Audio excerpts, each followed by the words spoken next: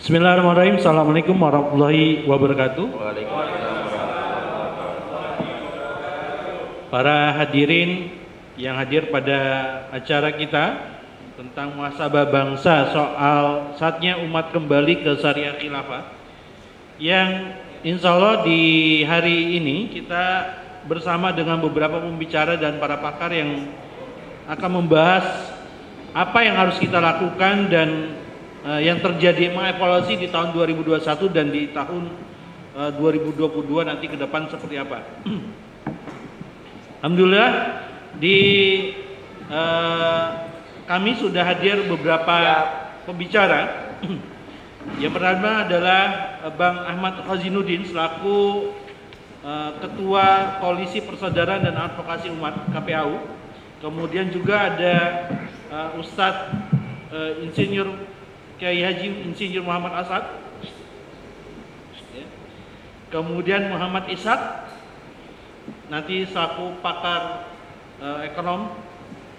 Kemudian ada juga Ustadz Eka Wijaya, perwakilan dari Ketua Pejabat. Kemudian juga ada Bang Muslihun ya, Bang Muslihan dari Bang Jabat. Kemudian itu hadir juga Ustadz Edi Mulyadi, wartawan senior di tengah-tengah kita. Kemudian ada Ustadz Irwan Saifullah selaku pembina KPAU.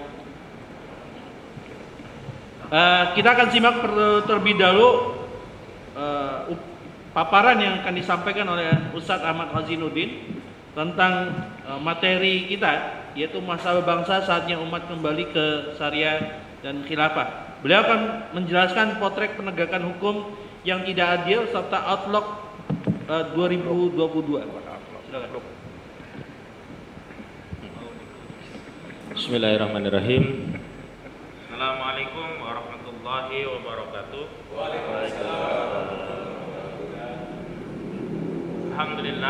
Alhamdulillah rabbil alamin. Hamdan katsiran kama amar. Ahmaduhu wa asykuruhu wa astaghfiruhu. Asyhadu an la ilaha illallah wahdahu la syarikalah. Asyhadu anna Muhammadan abduhu wa rasuluh. Amma ba'd. Allahumma shalli ala sayyidina Muhammad wa ala ali sayyidina Muhammad. Alhamdulillah pada kesempatan siang hari ini kita bisa bermuajah, berkumpul dalam majelis yang mudah-mudahan Allah catat sebagai majelis yang dinilai sebagai amal-amal soleh kita dan menjadi pemberat timbangan amal kita kelak di akhirat. Amin ya rabbal alamin. Bahagia sekali pada kesempatan siang hari ini saya hadir bersama tokoh-tokoh kita. Ada Ustadz Eka Jaya, Ketua LPH Pejabat di kiri saya. Kemudian ada Bang Edi Mulyadi, wartawan senior FNN. Juga ada Ustadz Irwan Saifullah dari KPAU juga, dan juga ada Bang Muslihan dari LPH Bang Jabat. Dan kanan saya ada Ustadz Ishak, ekonom kita yang nanti akan membedah sisi ekonomi, dan juga Ustadz Asad yang mewakili perwakilan ulama yang juga nanti akan bicara tentang tahun negeri kita, kemudian tahun ke depan negeri kita itu akan menjadi apa. Awali peristiwa-peristiwa hukum di negeri ini sejatinya bukanlah peristiwa yang baru, tetapi melanjutkan peristiwa-peristiwa hukum pada tahun-tahun sebelumnya. Jadi kalau kita bicara tentang kezaliman, ketidakadilan, rezim yang represif dan anti-Islam, itu semua mewakili setiap tahun-tahun pemerintahan era Joko Widodo. Sejak periode pertama Saudara Joko Widodo dilantik sebagai Presiden Republik Indonesia sampai pada periode kedua Saudara Joko Widodo bersama Ma'ruf Amin menjadi pemimpin di negeri ini. Alih-alih rakyat ini mendapatkan keadilan hukum dengan diberi kebebasan dalam konteks berserikat, berkumpul dan menyampaikan pendapat, sebagaimana hal ini sudah dijamin oleh konstitusi pada ketentuan pasal 28 Undang-Undang Dasar 1945. Di era rejim Jokowi inilah terjadi pembungkaman, pemberangusan kebebasan berserikat, berkumpul dan menyampaikan pendapat. Tidak hanya kepada entitas organisasi, tetapi juga pembungkaman itu sampai kepada individu-individu atau tokoh-tokoh kita, baik tokoh, ulama, aktivis, semuanya mendapatkan bagian dari represifme kepemimpinan era Joko Widodo. Dalam konteks sejarah kepemimpinan Jokowi yang memberangus kebebasan berserikat, berkumpul dan menyampaikan pendapat, pada 2017 Hizbut Tahrir Indonesia adalah organisasi Islam pertama yang mendapatkan represi dari kekejaman pemerintahan rejim Jokowi yang melakukan penjamputan BHP HTI. Tidak cukup sampai di sana, di 2020 juga pembungkaman kembali dilakukan oleh saudara Joko Widodo terhadap Ormas Front Pembela Islam. Dan bahkan terhadap Ormas Front Pembela Islam tidak hanya pembungkaman dilakukan terhadap entitas organisasi masyarakat yang sebenarnya itu adalah bagian dari ekspresi, bagian dari hak konstitusional setiap warga negara untuk berserikat. Namun juga dalam kasus Front Pembela Islam, rejim Joko Widodo bukan hanya membubarkan Front Pembela Islam yang belum lama Saudara Menteri Koordinator Bidang Politik Hukum dan Keamanan Mahfud MD menyampaikan masyarakat senang pasca FPI dibubarkan. Saya tidak tahu nih Bang Edi, masyarakat yang mana ini? Ustadz Eka, di masyarakat yang mana ini? Bukan belum lama Pak, itu kemarin Pak. Nah, bahkan kemarin begitu. Kita tidak tahu apa yang dimaksud oleh Mahfud MD. Kalau dia bicara mewakili rezim, maka benar bahwa motif pembungkaman yang dilakukan oleh rezim Jokowi terhadap FPI, kita bisa baca adalah motifnya adalah like or dislike, bukan penegakan hukum. Sebab apa yang disampaikan oleh Menteri Koordinator Bidang Politik Hukum dan Keamanan Mahfud MD kemarin yang menyatakan masyarakat merasa senang dengan pembubaran FPI, sekali lagi tidak pernah bisa kita kategorikan merepresentasikan atau mewakili aspirasi masyarakat karena posisi Mahfud MD berada di kekuasaan. Boleh jadi itulah konfirmasi dari sikap pemerintahan Presiden Joko Widodo yang memang merasa bahagia, gembira, senang, bahagia jika ormas Islam dibungkam, dalam ini Front Pembela Islam. Kasus kriminalisasi terhadap Habib Muhammad Rizik Syihab ini juga menjadi potret penegakan hukum yang paling pincang, paling memuakkan dan paling menjijikkan.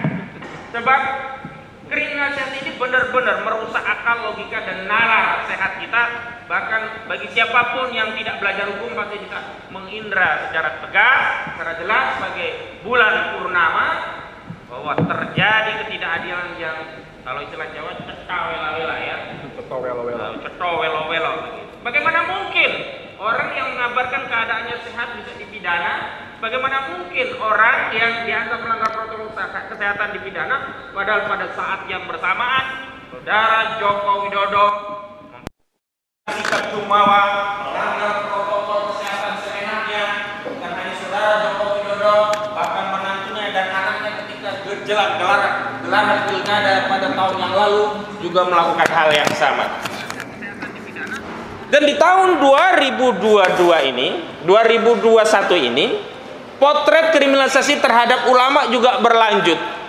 Kalau sebelumnya narasi kriminalisasi menggunakan pendekatan undang-undang kekarantinaan kesehatan, undang-undang nomor 6 tahun 2018, atau menggunakan pasal-pasal yang biasa digunakan untuk menangkapi aktivis, yakni pasal hoax, pasal 14 dan 15 undang-undang nomor 1 tahun 1946 tentang peraturan pidana. Ini pasal-pasal yang dijadikan sarana menjerat para aktivis ketika menyampaikan pendapat dianggap menebar hoax. Anton Permana, Jumhur Hidayat, Ali Baharsa, ini semua dijerat, termasuk Habib Rizik Syihab dijerat dengan ketentuan undang-undang nomor 1 tahun 1946. Selain ketentuan itu, dulu sebelumnya yang paling marak adalah menggunakan undang-undang ITE, undang-undang nomor 19 tahun 2016 tentang perubahan undang-undang nomor 11 tahun 2008. Semua aktivis, semua yang kontra rejim pada mulanya di awal-awal itu dijerat dengan undang-undang ITE. Karena undang-undang ITE saat ini sudah tidak lagi dianggap punya nyali untuk menakut-nakuti rakyat, menakut-nakuti aktivis, berubah menggunakan pasal-pasal hoax. Karena pasal-pasal hoax ini juga dianggap tidak menggentarkan kritisme rakyat untuk mengoreksi, mengontrol kezaliman rejim Jokowi, terutama terkait kebohongan-kebohongannya. Tahun 2021 ini kami pernah menggugat bersama TPUA, menggugat saudara Joko Widodo dan DPR RI, saudara Joko Widodo terkait kebohongan-kebohongannya yang itu masuk kategori perbuatan tercela yang semestinya harusnya dimakzulkan, bukan malah minta 3 periode begitu. Nah, represifnya di tahun 2021 ini, saudara Joko Widodo melalui instrumen penegakan hukum menggunakan undang-undang terorisme, undang-undang nomor 5 tahun 2018, yang ini merupakan perubahan undang-undang nomor 15 tahun 2003. Adalah Ustadz Ahmad Zain An-Najah, Ustadz Anung Al-Hamad, dan Ustadz Farid Ahmad Uqbah. Ketiganya ini ulama-ulama kita dikriminalisasi oleh rejim dengan tuduhan yang sangat menyakitkan. Seorang ulama yang mengajarkan ilmu di tengah-tengah kita, seorang ulama yang berdakwah di tengah-tengah umat, dituduh melakukan tindak pidana terorisme. Naudzubillah. Padahal mereka ya yang mengangkangi anggaran negara, mereka yang bisnis PCR, mereka yang korupsi. Terakhir Ahok ini sudah dinaikkan ke KPK lagi, tapi luar biasa karena rezim ini melindungi semua geng dan konco-konconya, tapi semua aduan masyarakat terhadap rezim ini tidak pernah diproses hukum oleh aparat penegak hukum. Tapi giliran aktivis itu cepat sekali prosesnya. Dan yang teranyar, Habib Bahar bin Smith dan Egy Sujana juga kembali dilaporkan dengan tuduhan yang sama, undang-undang ITE dan pasal hoax. Undang-undang ITE pasal 28 ayat 2 itu selalu masif digunakan untuk mengkriminalisasi para aktivis dan ulama. Kenapa demikian? Karena pasalnya itu seksi, ancamannya 6 tahun sehingga bisa untuk menahan. Dan yang menarik, polisi Polda Metro Jaya sudah tidak peduli lagi surat edaran dari Kapolri berkaitan dengan proses undang-undang ITE yang harus melapor itu adalah korbannya langsung. Ini kan janji Kapolri sebelum undang-undang ITE bisa direvisi, karena sebelumnya saudara Joko Widodo berbusa-busa berjanji meminta untuk merevisi undang-undang ITE, seolah-olah problem undang-undang ITE itu ada pada undang-undangnya, bukan penegakan hukumnya. Padahal undang-undang ITE ini sudah ada sejak rejim SBY. Jadi pertama kali undang-undang ITE itu terbit undang-undang nomor 11 tahun 2008, kemudian diubah dengan undang-undang nomor 19 tahun 2016. Dan sejak SBY yang memimpin, kasus ITE itu tercatat yang viral hanya 2. Yang satu terkait rumah sakit Omni, yang satu lagi ada. Tapi itu semuanya juga tidak dilakukan oleh entitas penguasa, tapi antar warga masyarakat. Tapi hari ini sejak rejim Jokowi berkuasa, benar-benar undang-undang ITE ini sudah berubah menjadi undang-undang represif. Sudah tidak terhitung berapa aktivis kita yang ditangkapi, dizalimi oleh rejim Jokowi dengan undang-undang ITE. Tapi di ujung seolah-olah saudara Joko Widodo buang badan, seolah-olah kesalahan itu ada pada undang-undang. Dan undang-undang itu dibuat oleh SBY, bukan pada periodenya. Dan kemudian dia bernarasi untuk merubah undang-undang ITE. Tapi sebelum itu terjadi, terakhir Kapolri mengeluarkan surat edaran bahwa pada kasus penegakan undang-undang ITE, Polri hanya akan menindaklanjuti kalau laporannya itu dari korban. Tapi lagi-lagi kita tahu kasus yang kemudian melaporkan Egy Sujana dan Habib Bahar bin Smith itu bukan korban, bukan Dudung Abdurrahman yang dikritik oleh, bukan hanya oleh Habib Bahar dan juga Egy Sujana, seluruh masyarakat. Ulama-ulama banyak yang mengkritik pernyataan saudara Kasat Dudung Abdurrahman yang menyatakan bahwa Tuhan kita bukan orang Arab. Ini memang keliru. Tetapi lagi-lagi si Husain, ya namanya siapa itu? Husain Shihab. Itu kan ditanya legal standingnya pelongo-pelongo dia. Husain Shihab itu kuasa hukumnya Dudung bukan? Stafnya Dudung bukan? Jongosnya Dudung bukan? Pembantunya Dudung bukan? Apa legal standing dia melapor kalau dia bukan jongosnya Dudung, bukan stafnya Dudung, bukan kuasa hukumnya Dudung? Kecuali kalau dia kuasa hukum, dapat legal standing menjadi kuasa untuk melapor karena kepentingan korban. Tapi lagi-lagi Polda Metro Jaya juga memproses kasus ini. Saya sudah beli ultimatum dalam sebuah tulisan, silakan saja diproses. Tapi ingat, tidak akan diam advokat-advokat aktivis untuk membela advokat yang dikriminalisasi, dan juga tidak akan diam ulama-ulama yang ulamanya dikriminalisasi, begitu. Kalau bicara gaya, ya gaya ulama beda-beda, begitu, ada yang lembut, ada yang tegas, tapi substansi nasihatnya itu yang perlu kita ambil. Persoalannya adalah apakah statement dari Habib Bahar ini adalah sebab atau respon? Apakah statement dari Egy Sujana itu sebab atau respon? Nyatanya ini adalah respon. Dasarnya adalah ada statement yang keliru dari saudara Kasat Dudung Abdurrahman, dan saudara Kasat ini dinasehati, diluruskan. Nah, makanya saya juga komplain kepada Polda Metro Jaya. Terakhir dia akan melakukan proses pemanggilan. Saya protes, gak bisa manggil itu. Dia harus hadirkan dulu saksi ahli dulu, diperiksa dulu pelapornya, diperiksa saksi-saksi lainnya, diperiksa saksi ahli IT, ahli pidana, ahli komunikasi, ahli semuanya. Jangan karena dalil sudah ada laporan langsung panggil terlapor. Giliran kita yang bikin laporan sampai mau hari kiamat gak pernah dipanggil-panggil itu terlapornya. Jangan bicara tentang penegakan hukum, keadilan, tapi pada faktanya kezaliman, ketidakadilan itu secara telanjang. Kami rakyat ini bukannya bodoh, bukannya tidak bisa mengindra proses penegakan hukum di negeri ini, tapi kita semuanya melihat bahwa ketidakadilan, kezaliman itu nyata sekali. Ini adalah potret hukum yang terjadi di negeri ini. Belum lagi kita bicara tentang ekonomi, nanti ada rinciannya. Tapi yang paling menarik, yang paling harus kita underline, kita garis bawahi dengan tegas, bahwa negeri ini sudah sakit sekali. Bencana bertubi-tubi. Tapi di tengah bencana tadi tidak ada narasi dari pemimpin, dari orang-orang yang diberi amanah di negeri ini untuk mengingatkan agar bangsa ini kembali kepada Allah Subhanahu wa taala. Untuk mengingatkan agar umat ini kembali kepada syariat Allah. Karena apa? Karena hanya Islam, hanya syariat Allah yang bisa menyelamatkan bangsa ini. Coba bayangkan bencana bertubi-tubi terakhir di Semeru.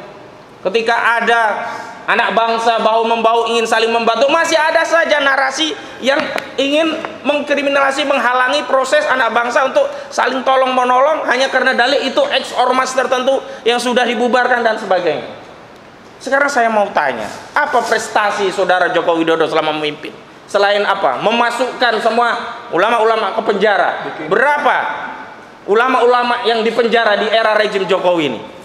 Saya sendiri sampai capek kadang-kadang ngurusi, mengadvokasi, bentar-bentar dilapori. Tapi karena ini tugas dan tanggung jawab profesi, dan ini juga amanah bagi seorang muslim, karena kita tidak boleh mendiamkan. Saya keliling Jawa Timur, saya katakan Ustadz Farid Ahmad Ubah itu saudara kita karena dia muslim. Ustadz Zain Ahmad Zain An-Najah saudara kita. Ustadz Anung Alhamad saudara kita. Jangan sampai di tengah kita umat Islam ini karena merasa bukan kelompoknya, bukan organisasinya, bukan dari golongannya, melepaskan saudara kita untuk dihajar oleh rejim yang zalim ini. Suatu saat kalau Anda diam terhadap ustadz-ustadz kita ini, pada saatnya, pada gilirannya Anda juga yang akan dikriminalisasi.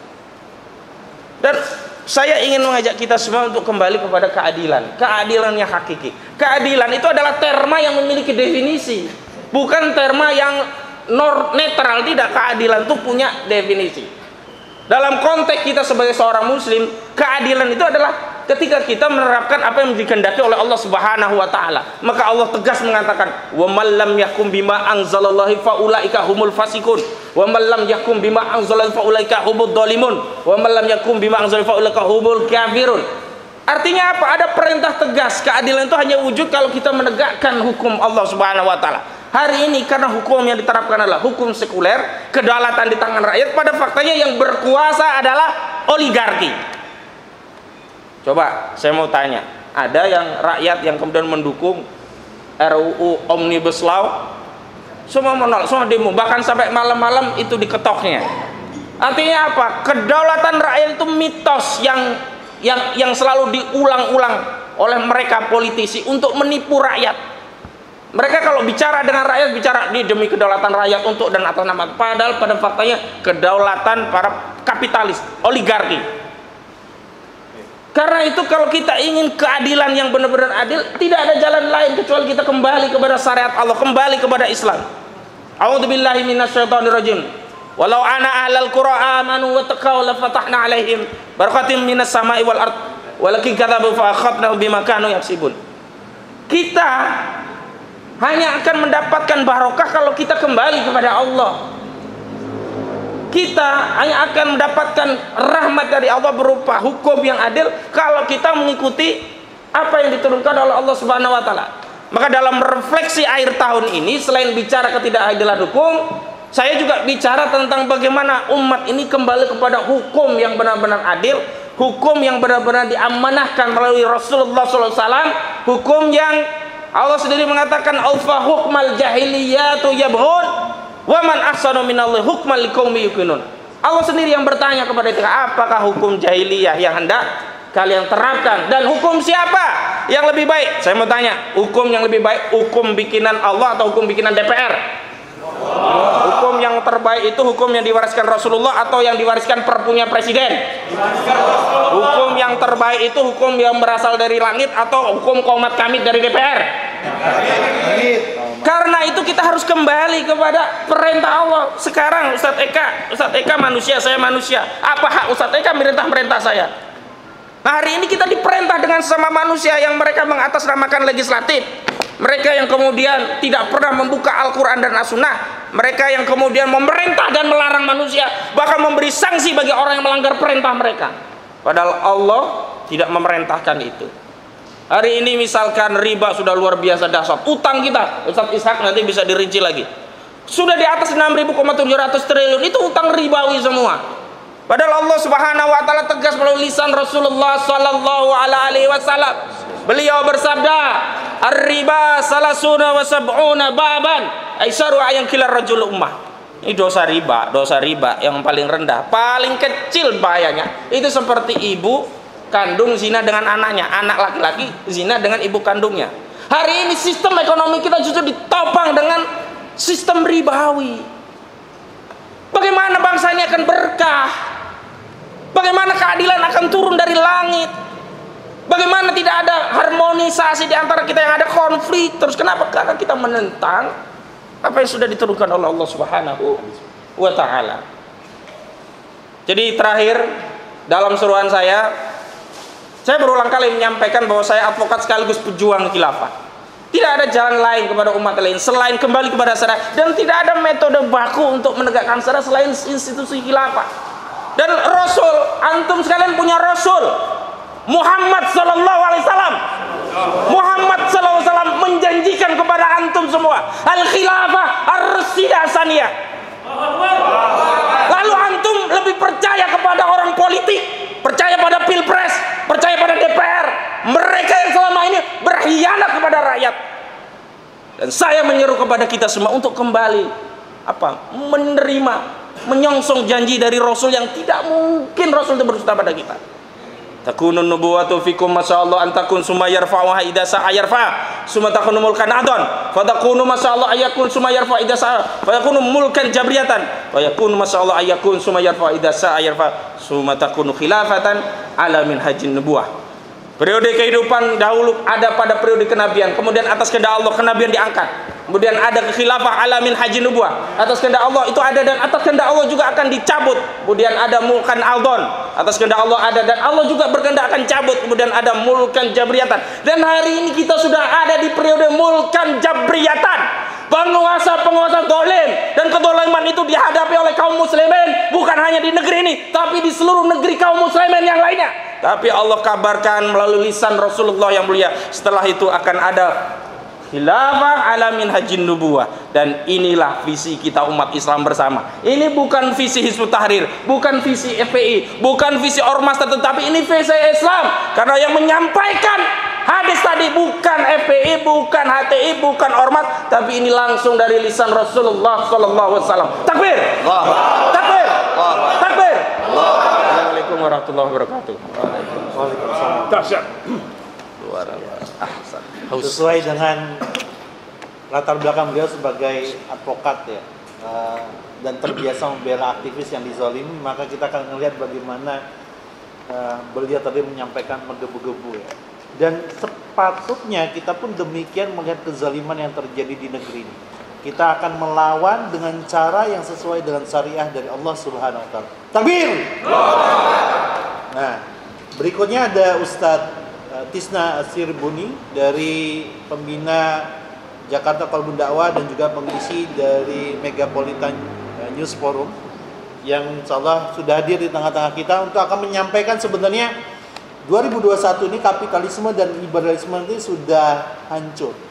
Lantas siapa yang berhak untuk mengganti sistem hari ini yang mencengkram khususnya di Indonesia?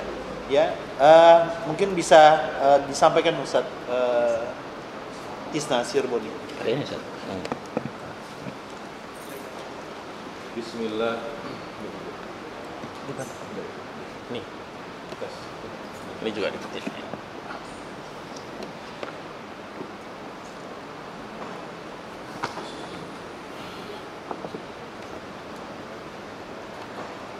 Bismillahirrahmanirrahim.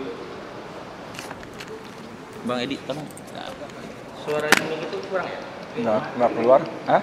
Pakai ini. Aduh, Aduh, gak nyampe ya? nggak nyampe. Oh. Ini gimana? Tapi nyampe ke Langsung aja ke YouTube-nya bisa ya? Nyala. Oke. Ini ngaruh juga nggak? Ya. Bismillahirrahmanirrahim. Assalamualaikum warahmatullahi wabarakatuh. Waalaikumsalam warahmatullahi wabarakatuh. Alhamdulillahi wa kafa. Wassalatu wassalamu ala sayyidina Muhammadinil Mustafa wa ala alihi wa sahbihi ahli sidqi wal wafa, amma ba'd. Yang kami hormati para pejuang Islam, para asatid, para ulama yang insya Allah semuanya dimuliakan oleh Allah Subhanahu wa taala. Amin. Alhamdulillah wassalatu wassalamu ala Rasulillah wa ala alihi wasallam, amma ba'd. Hadirin sekalian, sebagaimana tadi yang sudah disampaikan oleh moderator, bagaimana kita merasakan berkuasanya ya para kapitalis di negeri-negeri kaum muslimin, para pemilik modal, para penguasa ya, uang, para penguasa cuan ya, yang mereka berkuasanya segelintir orang karena memiliki kekuatan finansial atau kekuatan uang yang dikatakan sudah tanpa batas. Sebenarnya dalam lintasan sejarah kita sudah bisa lihat terjadi berulang-ulang. Pada masa Rasulullah SAW kita bisa lihat bagaimana Abu Jahal CS dengan Abu Sufyan, dengan Umayyah bin Khalaf dan yang lain-lain. Mereka ini seolah-olah lebih berkuasa daripada Abu Thalib, yang jelas-jelas Abu Thalib adalah penerus langsung dari Abdul Muthalib, penguasa sah dari kota Mekah. Artinya sejak masa itu sudah ada ya, sebuah fenomena di mana orang-orang yang punya kekuatan uang, ya, kekuatan finansial itu bisa mendesak orang-orang yang punya kekuasaan secara sah. Ya. Bahkan kita tahu bagaimana Abu Thalib itu pernah diboikot, diembargo selama 3 tahun berturut-turut bersama keluarganya. Hadirin sekalian, hal ini jugalah yang berulang terjadi di Eropa. Bagaimana para kapitalis mampu mengendalikan para penguasa. Di negeri-negeri yang menerapkan kapitalisme hampir bisa dirasakan bagaimana para pemilik cuan ini mampu mengendalikan media. Bahkan bisa menentukan siapa yang berkuasa di sebuah negeri. Bisa jadi inilah juga yang kita rasakan saat ini. Di mana begitu berkuasanya para pemilik uang. Mereka bisa membeli hukum, mereka bisa membayar para buzzer RP, buzzer rupiah untuk menggiring opini, termasuk membungkam para pengemban dakwah yang lantang melakukan muhasabah kepada para penguasa. Maka kekuasaan uang ini harus ditumbangkan, hadirin sekalian. Takbir. Harus kita akui aktivitas-aktivitas yang dahulu dilakukan oleh FPI, oleh HTI dan yang lain-lain dalam mengkoreksi penguasa adalah aktivitas yang murni dalam rangka amar ma'ruf nahi mungkar, yaitu memenuhi seruan Allah untuk berdakwah kepada penguasa, sebagaimana sabda Nabi SAW, Sayyidu Suhada Hamzah bin Abdul Muthalib wa rajulun qama ila imamin jair. Pemimpinnya para syuhada adalah Hamzah bin Abdul Muthalib. Kemudian Nabi mengatakan ada yang selevel dengan pemimpinnya para syuhada. Siapa itu? Yaitu laki-laki yang dia berdiri menasehati penguasa di hadapan penguasa yang jair, penguasa yang zalim. Inilah yang kemudian mendorong para ulama, para aktivis dakwah untuk kemudian berani berdiri tegak, berteriak lantang, melakukan koreksi terhadap para penguasa. Aktivitas ini tanpa dibayar, tanpa ada kepentingan selain kepentingan memenuhi seruan Allah Subhanahu wa taala. Maka kekuasaan para kapitalis ini harus ditumbangkan dengan membangkitkan umat yang rela berjuang tanpa janji-janji materi, tanpa janji-janji uang, tanpa janji-janji jabatan dan yang lain-lain. Maka kekuasaan para pemilik uang tidak akan laku lagi, ya. Kalau kemudian umat ini sudah tidak mau lagi dibayar, ya, oleh para pemilik uang tersebut. Inilah yang pernah kita lihat pada saat aksi bela Islam, pada saat aksi 212, bagaimana umat Islam dengan ancaman, ya, dengan kemudian fatwa yang melarang untuk hadir aksi bela Islam, mereka kemudian semuanya hadir. Bukan hanya tidak diiming-imingi uang, bahkan mereka sendiri yang mengeluarkan biaya, mereka sendiri yang keluar uang, keluar konsumsi dan sebagainya, demi membela Al-Quran, membela kitabullah, kitab suci yang saat itu dihina. Hadirin yang dimuliakan oleh Allah Subhanahu wa taala. Inilah yang pertama yang harus kita lakukan untuk menumbangkan kapitalisme. Kita harus dakwahkan di tengah-tengah umat. Bagaimana agar mereka mampu, mereka mau berjuang untuk Islam. Kemudian yang kedua, kita juga harus menyampaikan kepada para pemilik uang ini, ya. Kalau ada yang bisa masuk, ya, ke akses, ya, para kapitalis ini, kita sampaikan pada mereka. Justru kalau kemudian diterapkan syariat Islam, maslahatnya untuk mereka sendiri, ya. Mengapa demikian? Kalau diterapkan syariat Islam, tidak ada pajak, hadirin sekalian, ya. Betul, Bang Ahmad Hazinuddin, ya. Betul. Ya, tidak ada pajak. Bagaimana sekarang ini para pengusaha pusing tiap akhir tahun dengan pajak, ya. Bayar pajak, ngemplang pajak. Kemudian mereka juga tidak pusing dengan kesejahteraan para karyawannya. Mengapa? Karena kesejahteraan para karyawan tugas negara, hadirin sekalian, ya. Tugas negara. Sedangkan dalam pandangan Islam, negara wajib memberikan pendidikan secara gratis. Negara wajib menyiapkan, menyelenggarakan kesehatan secara gratis, keamanan secara gratis. Ini yang paling banyak dipusingin para karyawan, para buruh, ya. Yang tiap tahun kemudian, ya, mereka minta naik gaji dan sebagainya.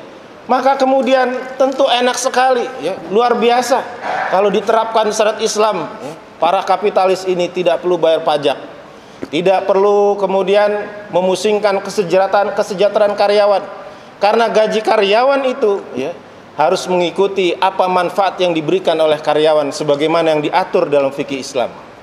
Kemudian hadirin yang dimuliakan oleh Allah Subhanahu wa taala, kita sampaikan juga kepada para aparat, pada para penegak hukum, bahwasanya Nabi mengatakan kibarukum fil jahiliyah kibarukum fil Islam idza amana. Pembesar-pembesar kalian pada masa jahiliyah, pada masa belum diterapkan Islam, adalah pembesar kalian juga nanti pada saat kemudian Islam berjaya, kalau mereka beriman.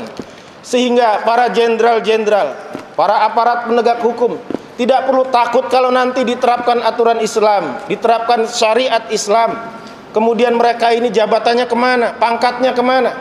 Maka sesungguhnya mereka tetap akan menjadi pembesar, maka sesungguhnya mereka tetap menjadi komandan, ya. Sebagaimana Khalid bin Walid, sang komandan Quraisy pada saat perang Uhud. Maka kemudian setelah dia masuk Islam, dia juga menjadi komandan, menjadi panglima pada saat kemudian Islam berjaya.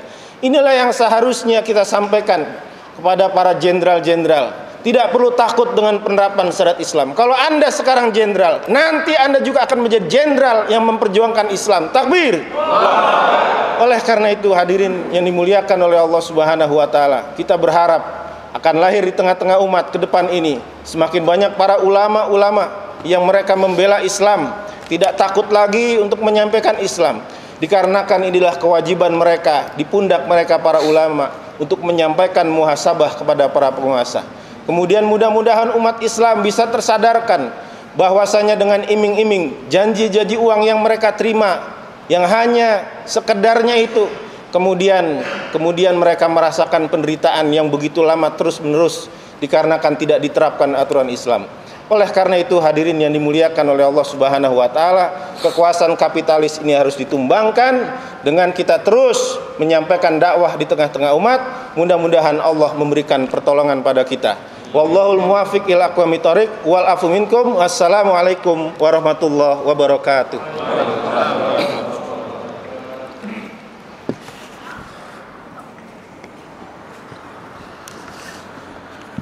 Iya. Tadi Ustadz Kisna Asyirboni sudah menyampaikan tentang kegagalan kapitalisme, liberalisme sebagai biang kerok masalah di negeri ini dan sudah saatnya digantikan. Dan pemilik cuan-cuan itu harusnya sadar, ya, tidak selamanya cuan itu akan menjadi tuan bagi hidupnya.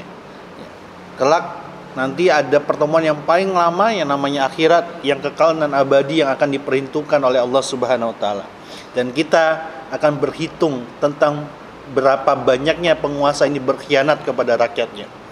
Takbir. Allahu Akbar. Berikutnya ada Ustadz Kiai Muhammad As'ad yang akan menyampaikan, beliau dari ulama Jakarta, yang akan menyampaikan tentang ekonomi hancur dan fakta ketidakadilan di negeri ini. Beliau sudah ada di samping saya. Kepada Kiai Muhammad As'ad saya persilakan. Bismillahirrahmanirrahim. Assalamualaikum warahmatullahi wabarakatuh. Waalaikumsalam warahmatullahi wabarakatuh. Alhamdulillahilladzi arsala rasulahu bil huda wa dinil haq liyuzhirahu 'ala ad-dini kulli wa kafa billahi shahida. Asyhadu an la ilaha illallah wahdahu la syarika lah wa asyhadu anna Muhammadan 'abduhu wa rasul. Allahumma salli ala sayyidina Muhammad wa ala ali sayyidina Muhammad, amma ba'd. Alhamdulillah, para ulama yang dirahmati Allah Subhanahu wa taala, para aktivis Islam, para pejuang Islam, alhamdulillah pertemuan kita di siang hari ini adalah pertemuan yang insyaallah dibarokahi oleh Allah Subhanahu wa taala. Amin. Karena kita berkumpul dalam rangka untuk memikirkan persoalan umat, persoalan Islam yang tentunya insyaallah kita tidak mau realitas seperti ini terus berlanjut yang menyiksa umat manusia secara keseluruhan. Kalau kita coba memotret buramnya ekonomi di negara kita, mungkin saya ajak peserta melihat dirinya pribadi dulu masing-masing. Kita bisa ngukur berapa tahun yang lalu dengan tahun-tahun sekarang. Tebal mana dompet dulu dengan sekarang. Ya Pak Kiai. Di dekat rumah saya itu ada kantor pengadilan. Hampir setiap hari macet karena begitu banyak orang mendaftar untuk gugat cerai. Di perceraian itu naik sampai 400 sampai 500%. Jadi para kiai banyak janda muda yang menunggu. Cuma persoalannya mereka mikir juga, jangan-jangan kiainya juga bokeh juga, sama dengan mantan suaminya. Ini ada realitas yang tergambar di tengah-tengah kita, baik di Jakarta, di ibu kota, maupun di pedesaan itu mengalami hal yang sama. Ketika mereka ditanya, kenapa Anda bercerai? Apa ada selingkuh atau ada pihak ketiga? Hampir 100% jawaban mereka itu bukan karena selingkuh, bukan karena yang lain, tetapi karena faktor ekonomi. Setuju Pak?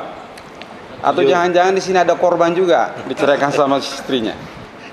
Ini adalah realitas yang tidak bisa kita pungkiri, menunjukkan bahwa faktor ekonomi begitu luar biasa memporak-porandakan kehidupan rumah tangga.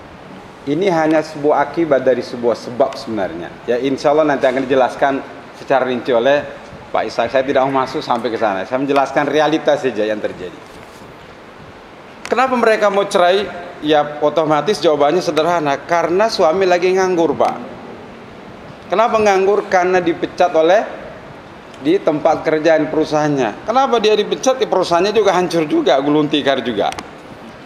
Nah, bahkan tercatat ada sekitar ribuan bisnis retail yang kecil itu gulung tikar, baik skala kecil maupun sedang, besar juga banyak yang gulung tikar, sehingga menimbulkan pengangguran yang begitu luar biasa. Nah, dampak ini berefek ke faktor yang lain. Ketika terjadi pengangguran luar biasa, maka akan bergeser, yang naik itu bukan ekonomi tapi angka kriminalitas akan naik.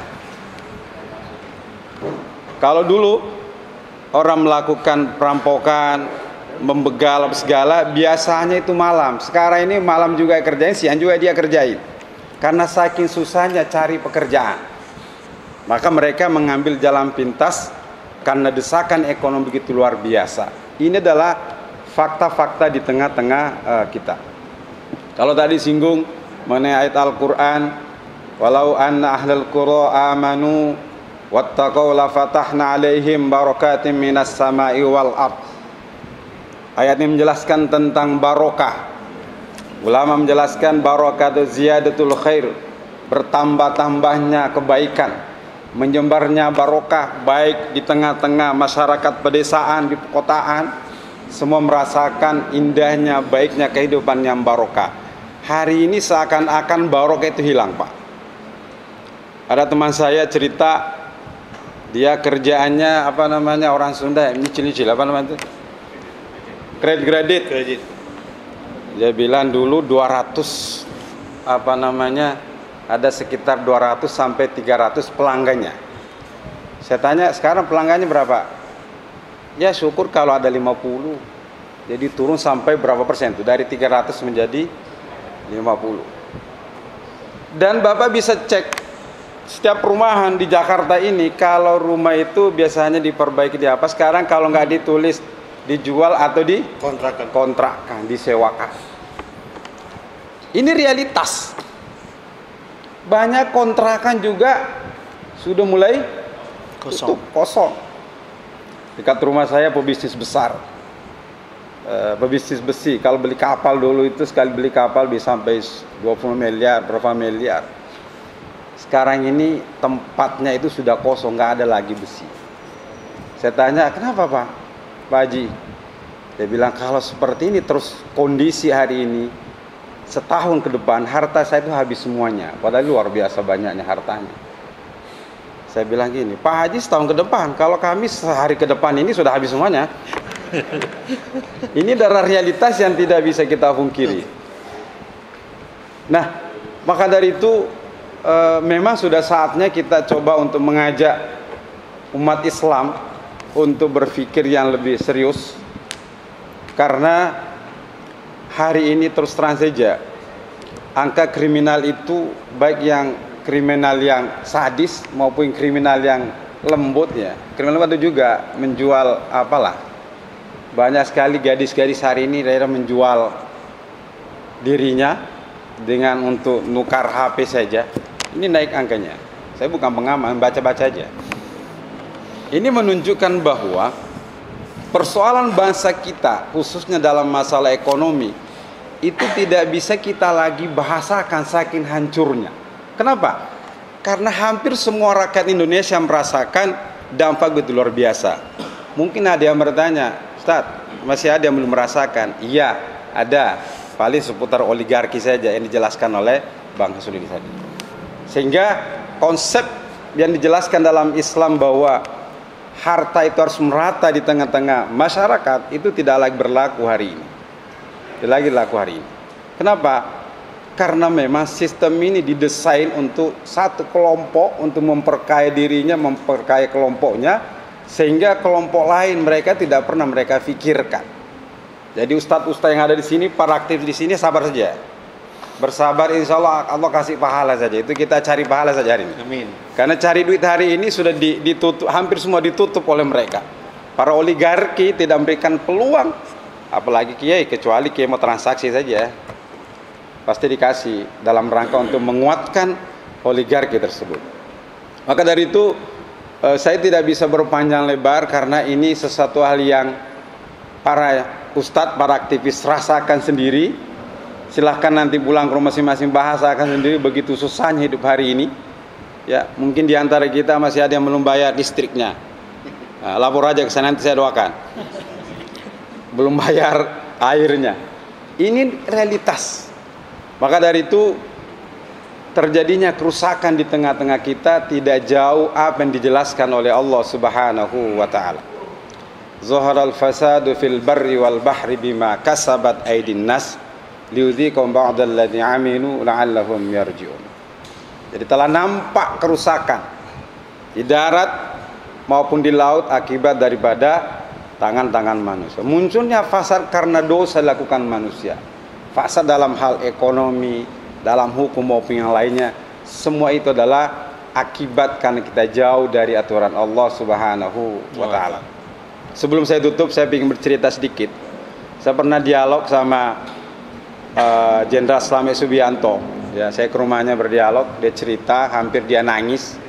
Dia bilang begini, kita ini sebenarnya tidak layak miskin, kata dia. Saya tanya, kenapa Jenderal? Dia bilang begini, saya ini kan mengerti tentang laut, apa isi laut, berapa jenis ikan dia tahu karena memang dia di angkatan darat ya, angkatan laut. Dia katakan bahwa di Indonesia satu jenis ikan saja, ikan tuna itu bisa menghasilkan setahun 2000 triliun. Satu jenis ikan. Itu baru tuna. Bergeser yang kecil-kecil, tongkol, bergeser lagi, gak bisa mereka bayangkan. Saya tanya beliau, Pak Jenderal, angka itu kemana semua? Ikan itu kemana semua? Jawabannya sederhana, karena bukan kita yang ambil, maka diambil oleh yang lain. Diambil oleh orang lain. Saya katakan tanya dia, kan Pak Jenderal dulu punya kewenangan bisa nangkap dia.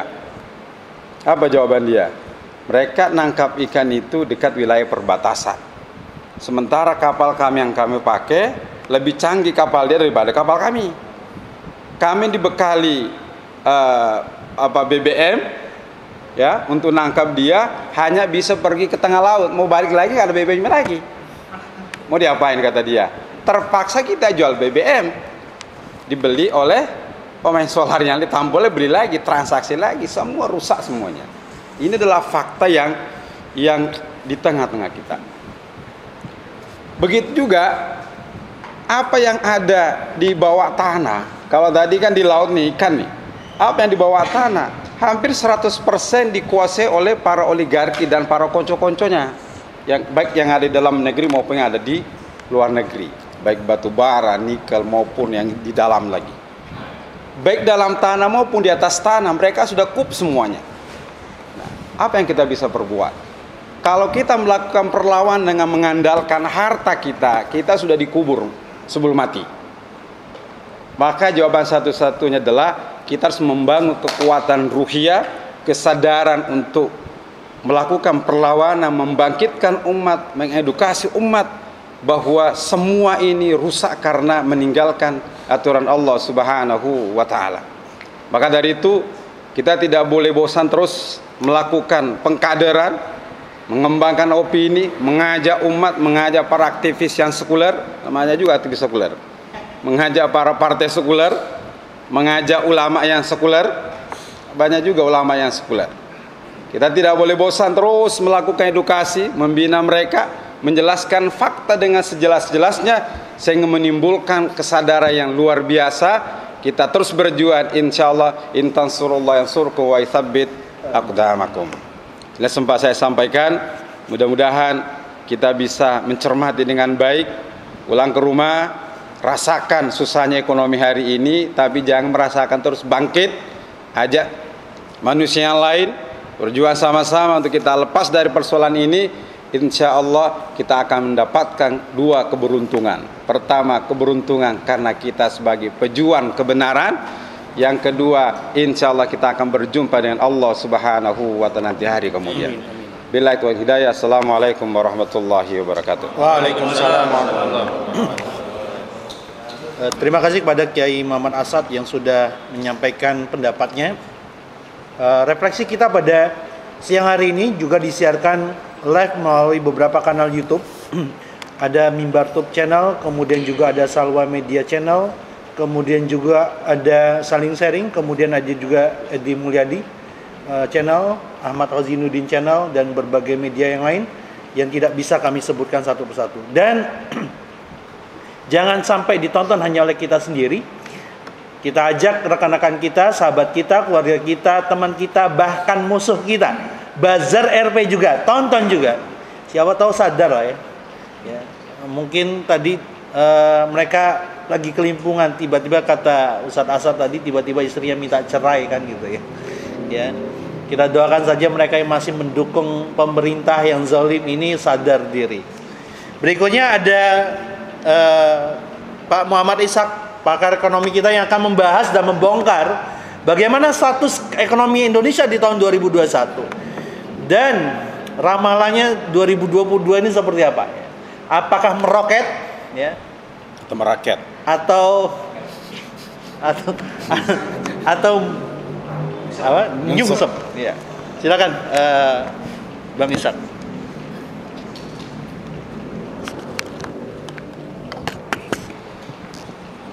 Bismillahirrahmanirrahim. Assalamualaikum warahmatullahi wabarakatuh. Waalaikumsalam warahmatullahi wabarakatuh.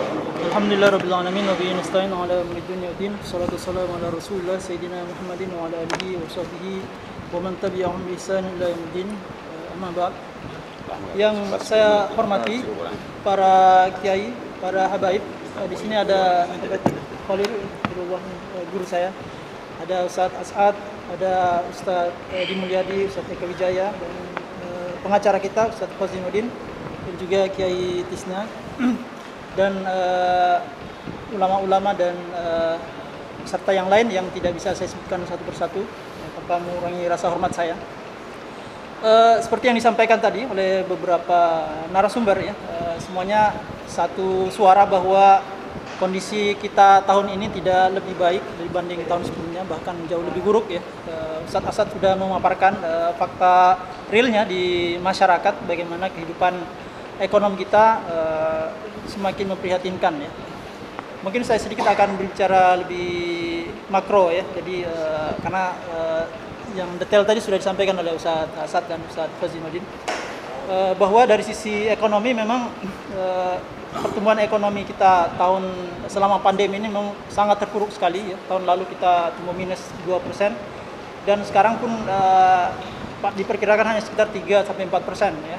Itu pun masih sangat banyak ya, orang-orang yang dulunya di PHK sampai sekarang belum bisa mendapatkan pekerjaan ya.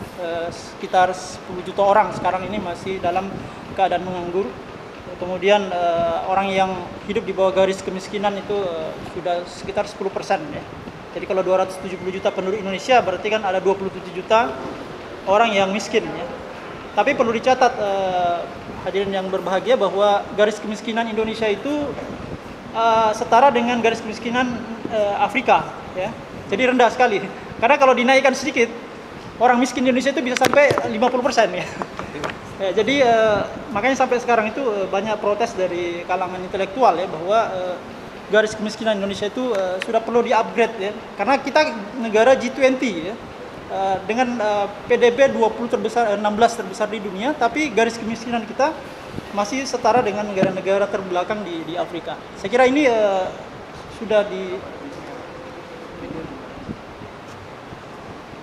sudah mendapatkan banyak perhatian. Dan saya kira ini juga garis kemiskinan ini masalah politik ya, karena begitu dia dinaikkan ya, maka rezim ini akan ketahuan ya, kinerjanya bahwa mereka tidak bisa menyelesaikan masalah mendasar dari rakyatnya, ini mensejahterakan mereka. Kemudian yang kedua, selama pandemi ini kita juga menyaksikan ya, bagaimana APBN kita itu digarong oleh para pejabat-pejabat negara ya. Yang pertama itu bagaimana pejabat berkoalisi dengan DPR ya, mengeluarkan satu undang-undang, dulunya Perpu ya, tentang penanganan pandemi, yang kemudian menjadi undang-undang sistem keuangan nomor 2 tahun 2020. Di sana pemerintah diberikan kewenangan untuk menetapkan defisit APBN tak terbatas Jadi artinya apa? Artinya pemerintah berkesempatan untuk menarik utang sebanyak-banyaknya menggunakan anggaran tanpa persetujuan DPR untuk kepentingan mereka. Akhirnya kemudian muncul anggaran program penyelamatan ekonomi nasional sebesar 700 triliun, dan kita tahu bersama bahwa sebagian dari anggaran itu justru dikorupsi oleh pejabat negara, ya. Yang terungkapkan Menteri Sosial, ya, Julian Batubara, yang kemudian ditangkap oleh KPK. Tapi kalau kita melihat pernyataan Novel Baswedan, untuk bansos saja itu sekitar 100 triliun yang dikorupsi, ya. Artinya yang tidak terungkap tentu saja jauh lebih banyak, ya. Dan yang memprihatinkan sekali ketika jumlah penduduk miskin, ya, pengangguran itu meningkat selama pandemi, bansos ini, ya, sudahlah dikorupsi, ya, juga tidak sampai kepada rakyat. Ya, saya kira sebagian dari kita sudah menyaksikan, ya, bagaimana selama 2 tahun itu rumah tangga itu hanya mendapatkan sekali 2 kali bansos. Padahal kan bansos ini paling bisa bertahan selama sebulan saja. Ya, setelah itu kan masyarakat selama 24 bulan ini harus tetap makan. Nah, makanya kemudian seperti yang dikonfirmasi oleh Ustaz Asad, banyak kemudian perempuan yang minta cerai suaminya, karena sudah tidak ada lagi lapangan pekerjaan, Pak. Karena semestinya di saat kondisi terpuruk seperti ini negara yang melakukan intervensi. Nah, tapi sayangnya anggaran negara yang ditambah, ya, menjadi belanja negara itu dinaikkan, ya, menjadi 3.000 triliun, ya. 1.000 triliunnya itu tepatnya itu 900 triliun itu berasal dari utang. Itu tidak mengalir kepada rakyat. Nah, kemana uang ini, kan? Kalau kita lihat buka data BPS, ya, tahun 2020 itu rata-rata penerima raskin, ya, itu di bawah 50%, ya. Jadi penduduk miskin itu kan disurvei nih. Apakah selama setahun ini Anda menerima bansos? Jawabannya adalah 50% dari mereka itu mengatakan kami tidak pernah menerima bansos. Loh, kemana larinya uang itu? Bahkan kalau di daerah seperti Papua, Maluku Utara itu hanya 10% saja rakyat miskin itu yang mendapatkan bansos. Nah, saya kira ini yang menjadi keprihatinan kita bersama, ya. Kemudian ketika anggaran ini di markup, ya, dan peruntukannya juga tidak jelas, yang menanggung konsekuensinya, dampaknya adalah rakyat. Karena ketika pemerintah itu memperlebar defisit sampai 6%, ya, kemudian harus singgung tadi Ustaz Fazinuddin, ya, kita harus berutang, ya. Sekarang itu total utang negara, ya, sama dengan BUMN itu hampir 12.000 triliun. Jadi 12.000 triliun yang ini harus dibayar oleh rakyat. Akibatnya apa? Akibatnya tahun depan, ya, anggaran APBN yang semestinya disalurkan untuk membantu rakyat justru dipakai untuk membayar bunga utang, ya. Nah, kalau tahun depan itu, ya, anggaran pembayaran bunga utang itu 2 kali lebih banyak daripada subsidi, ya. Jadi 2 kali lebih banyak daripada subsidi. Padahal, ya, pembayaran bunga utang ini sebesar 400 triliun lebih, ya, itu hanya diberikan kepada investor-investor. Siapa investor-investor ini? Mereka ini adalah orang-orang bankir-bankir, ya, bank-bank, ya, kemudian investor-investor asing yang membeli surat utang negara. Nah, mereka kemudian diberikan uang 400 triliun. Sementara rakyat kita 270 juta, ya, diberikan subsidi. Subsidinya cuma 200 triliun. 200 triliun untuk 200 juta. Ini kan sangat tidak adil, ya. Bagaimana uang untuk membayar utang jauh lebih besar dibanding uang untuk subsidi. Bansos lebih kecil lagi, lebih 120 triliun. Nah, karena bukan itu saja, ya, karena pemerintah ini lebih banyak menggunakan anggaran untuk bayar utang, ya, pendapatan juga kurang, akhirnya dana subsidi yang kecil tadi ini mau dipangkas lagi. Nah, hari ini kan kita ramai pembicaraan, kan, bagaimana premium Pertalite itu mau dihapuskan. Ya, artinya apa ini? Artinya mereka ingin menaikkan harga BBM. Kalau dulu harga BBM naik kan orang pasti marah, pasti demonstrasi. Sekarang kan sunyi senyap ini, tidak ada yang melakukan perlawanan. Operasi senyap, ya. Ya. Karena halus sekali. Jadi premium Pertalite dihapus, ya, mungkin awalnya nih premium dulu, ya, setelah itu Pertalite, kemudian rakyat dipaksa untuk mengkonsumsi harga yang lebih Pertamax yang lebih mahal. Nah, jadi inilah satu bentuk ketidakadilan yang dipertontonkan oleh negara. Kemudian, ya, kalau kita juga melihat, ya, bagaimana Waktunya mau habis ya? Habis. Ya. Nah, sekarang mungkin pertanyaannya ya, to the point saja ya. Lalu bagaimana ya, solusi untuk menghadapi masalah ini ya? Kalau kita melihat dari sisi anggaran tadi yang pemerintah itu sudah mengkorupsi anggaran, kemudian penggunaannya sebagian besar digunakan untuk bayar bunga utang yang sudah sampaikan tadi. Bunga utang itu dalam pandangan Islam adalah suatu keharuman yang sangat jazm ya, sangat clear disebutkan di dalam Al-Qur'an, wa halallahu bai'a wa harrama riba. Ya. 400 triliun digunakan untuk membayar bunga utang. Nah, lalu bagaimana di dalam Islam ya, solusinya? Kemarin saya coba melakukan mengkalkulasi ya, nyambung sekali dengan yang disampaikan oleh Ustaz As'ad tadi bahwa kalau kita menggunakan ya, mengelola negara ini sesuai dengan syariat Islam, ya, maka kita tidak perlu berutang, ya, kemudian kita otomatis kita tidak perlu membayar bunga utang, kan gitu.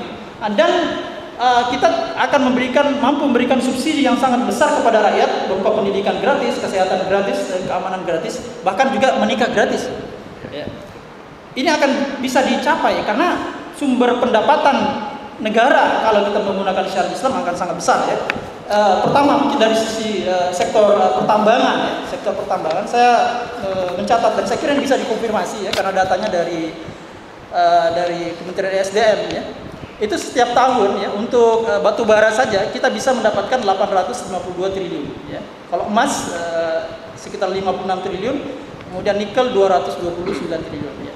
Nah, kemudian dari sisi kehutanan itu hampir 2000 triliun dan kelautan 1000 triliun ya. Jadi total setiap tahun itu kita bisa mendapatkan anggaran sekitar 4000 triliun. Ini tanpa pajak, tanpa hutang. Jadi artinya tidak ada lagi PPN kalau Anda berbelanja di Indomaret atau di pasar ya, tidak akan dikenakan PPN 10%. Nah, ini kalau kita mau kembali kepada syariat Islam. Dan tentu saja selain itu memberikan kesejahteraan dan pastinya kita mendapatkan ridho Allah Subhanahu wa taala karena kita menerapkan hukum-hukum Allah, kita menerapkan syariat Islam dan disitulah akan terjadi keberkahan ya, bukan hanya di dunia tapi juga di akhirat kelak nanti. Mungkin itu saja yang bisa saya sampaikan. Mohon maaf atas segala kekurangan ucapan. Assalamualaikum warahmatullahi wabarakatuh. Waalaikumsalam warahmatullahi wabarakatuh. Tadi Bang Muhammad Ishaq tadi menyebutkan utang negara plus utang BUMN itu 12.000 triliun ya. Kantongnya kan kemana ada ngomong 11.000 triliun ya, kantong ya. Di kantong saya ada 11.000 triliun, berarti minus 1.000 gitu. Kita minus 1.000 ya. Yang punya kantong 11.000 triliun di tag dong ya, dikasih komen siapa yang para netizen tahu punya kantong 11.000 triliun ya. Dan berikutnya ada Bang Eka yang akan jauh dari LBH Pejabat yang selalu akan menyampaikan pendapatnya. Silakan.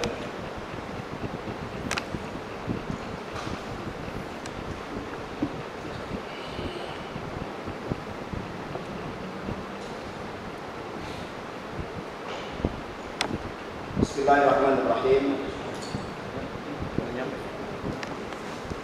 Assalamualaikum warahmatullahi wabarakatuh.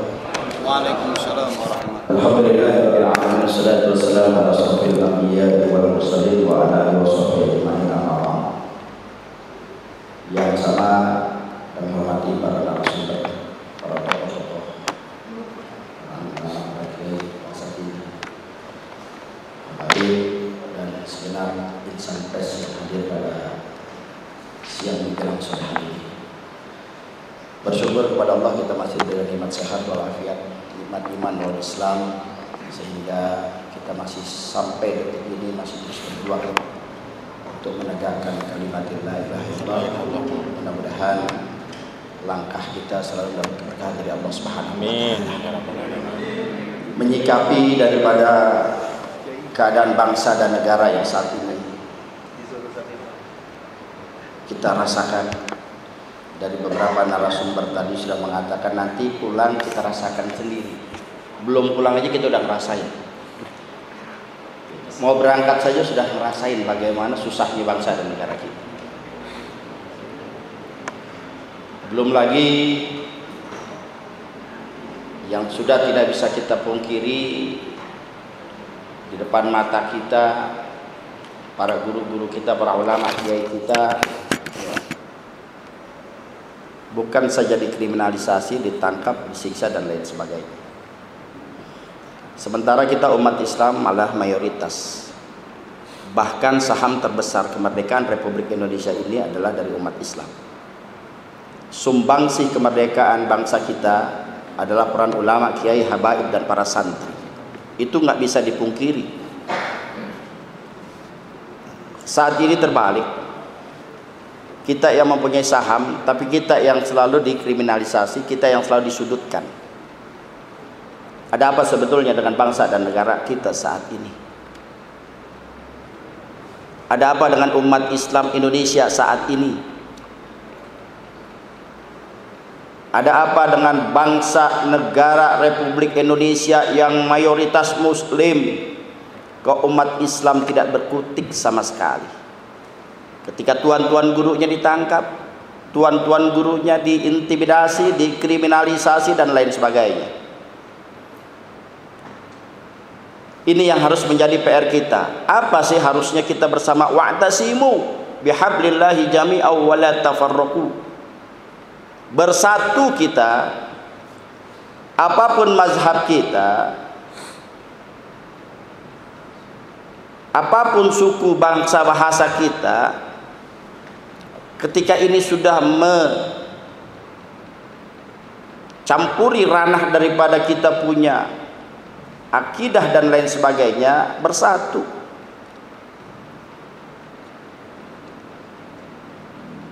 Dan ini mungkin tidak asing bagi kita yang selalu mengkaji, sebab kata baginda Nabi, nanti di akhir zaman umat Islam laksana hidangan di tengah-tengah yang semuanya akan memakannya. Dari kanan memakan, dari kiri memakan, dari depan memakan, dari belakang memakan. Bahkan sahabat bertanya, apakah saat itu umat Islam sedikitlah? Bal antum katsir, kalian terlalu banyak, bahkan mayoritas. Tapi mayoritas kalian laksana buih di tengah lautan. Kenapa? Nggak punya prinsip dalam berakidah, nggak punya prinsip dalam beragama, gampang terombang-ambing. Bahkan ulamanya pun sudah terbelah, terbagi dua. Ada ulama su' dan ulama khair. Siapa ulama khair? Ulama yang menuntun kita pada jalan kebenaran. Ulama yang berani mengatakan yang hak itu hak, yang batil itu batil. Ulama yang akan dibenci, dicaci maki oleh orang-orang munafik dan orang-orang kafir. Itulah ulama-ulama khair yang wajib bagi kita untuk mengikuti mereka, saudara. Dan siapa ulama-ulama su'? Ulama-ulama yang hanya memikirkan dirinya, memikirkan kelompoknya, memikirkan organisasinya saja. Dia tidak akan pernah marah ketika agamanya dihina. Dia tidak akan pernah marah ketika nabinya dinistakan. Dia tidak akan pernah marah ketika kitab sucinya dilecehkan, saudara. Itulah ulama su'. Mengapa ada ulama su'? Apa yang menjerat mereka? Ya, sebab mereka sudah terkena al-wahan. Ma huwal wahan? Hubbud dunya wa karahiyatul maut. Terlalu cinta kepada dunia dan takut akan kematian. Terlalu cinta kepada materi, terlalu cinta kepada jabatan, terlalu cinta kepada nama besar. Wa karahiyatul maut, takut akan kematian. Takut nggak makan, takut nggak dipanggil lagi ceramah kalau keras-keras dan kencang-kencang, takut nggak masuk TV lagi, takut hilang popularitasnya, menegakkan kebenaran dan keadilan dia takut sama sekali. Itulah ulama su'. Yang dia pikirkan hanya bagaimana dapat jabatan. Dia nggak pedulikan lagi kanan kiri saudaranya. Dia nggak pikirkan lagi bagaimana umatnya. Dia nggak pikirkan lagi bagaimana agamanya dinistakan dan lain sebagainya. Bahkan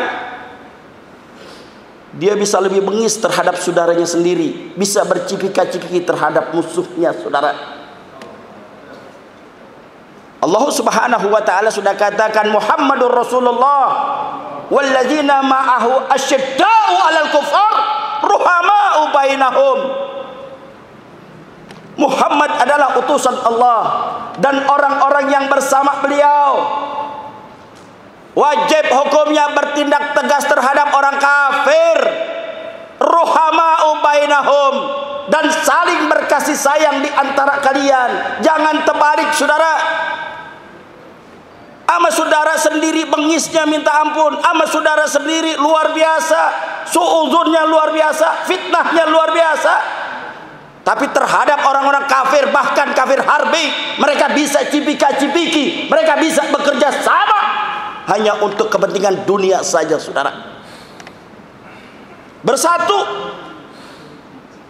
Apapun mazhab kita, apapun keturunan kita, selama negakkan kebenaran dan keadilan, ayo kita bersatu. Kulli haq walau kana murran, kata Nabi. Katakan yang hak walaupun itu pahit. Katakan yang hak walaupun kau akan difitnah. Katakan yang hak walaupun kau akan dipenjara. Dan katakan yang hak walaupun kau akan dibunuh. Tidak lain dan tidak bukan, kita kudu bersatu. Dan saya ingatkan kepada pemerintah Republik Indonesia, jangan suuzon terhadap umat Islam.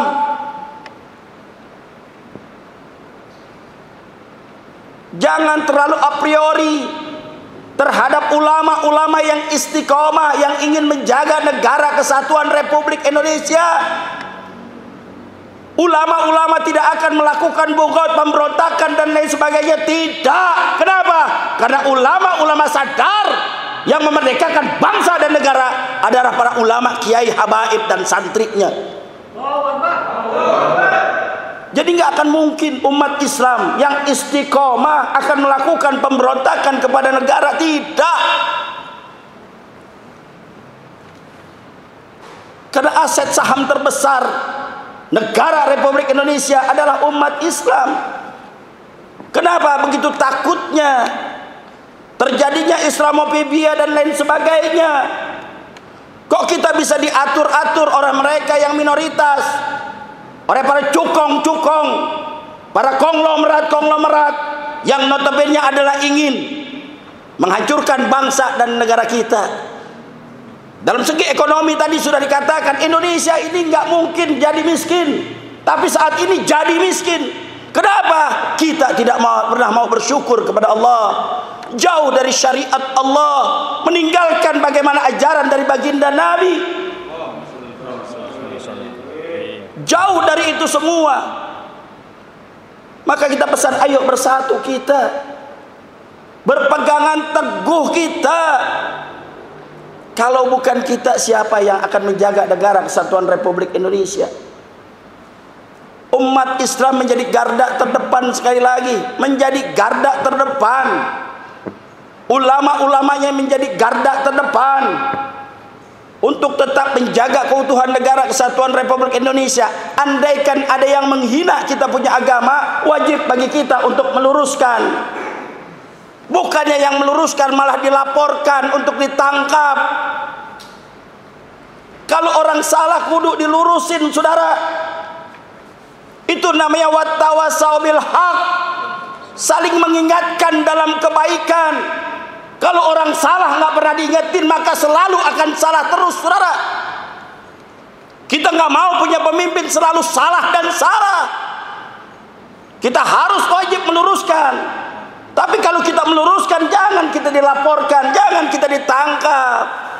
Jangan yang benar ditangkap, yang salah mereka asik-asikan, saudara. Ini yang kita tidak mau. Kembali lagi, pemerintah Republik Indonesia, ayo kembali ke jalan Allah. Tegakkan kalimatullah, tegakkan syariat Allah. Indonesia sudah terlalu jauh daripada syariat Allah. Makanya musibah, malapetaka, bencana tiada akan pernah berhenti di negara kita, saudara. Wattaqu fitnatan la tusibanna alladziina zalamuna minkum khassah wa'lamu annallaha syadidul iqab. Allah sudah ingatkan kepada kita, hati-hati kalian terhadap musibah, terhadap bencana, terhadap malapetaka yang ketika datang kepada kalian bukan saja menimpa orang yang zalim, bukan saja menimpa orang yang ahli maksiat, kalian yang ada di masjid, kalian yang ada di mushola, kalian yang rajin tadarus, kalian yang rajin qiyamul lail, ketika diam ada kemunkaran, diam ada kezaliman, maka Allah yang akan turunkan tentaranya. Apa tentara Allah? Musibah, malapetaka, bencana, itulah tentara Allah. Ayo bersatu. Bersatu kita, ulamanya bersatu, kiainya bersatu, habaibnya bersatu, santrinya bersatu, umat Islamnya bersatu. Tegakkan amar ma'ruf nahi munkar, tegakkan kalimatullah, tegakkan syariat Allah di bumi Indonesia. Insyaallah negara kita akan menjadi baldatun thayyibatun wa rabbun ghafur. Ini yang dapat saya sampaikan, lebih kurang mohon maaf. Wallahul muwaffiq ila aqwamit thariq. Assalamualaikum warahmatullahi wabarakatuh. Waalaikumsalam.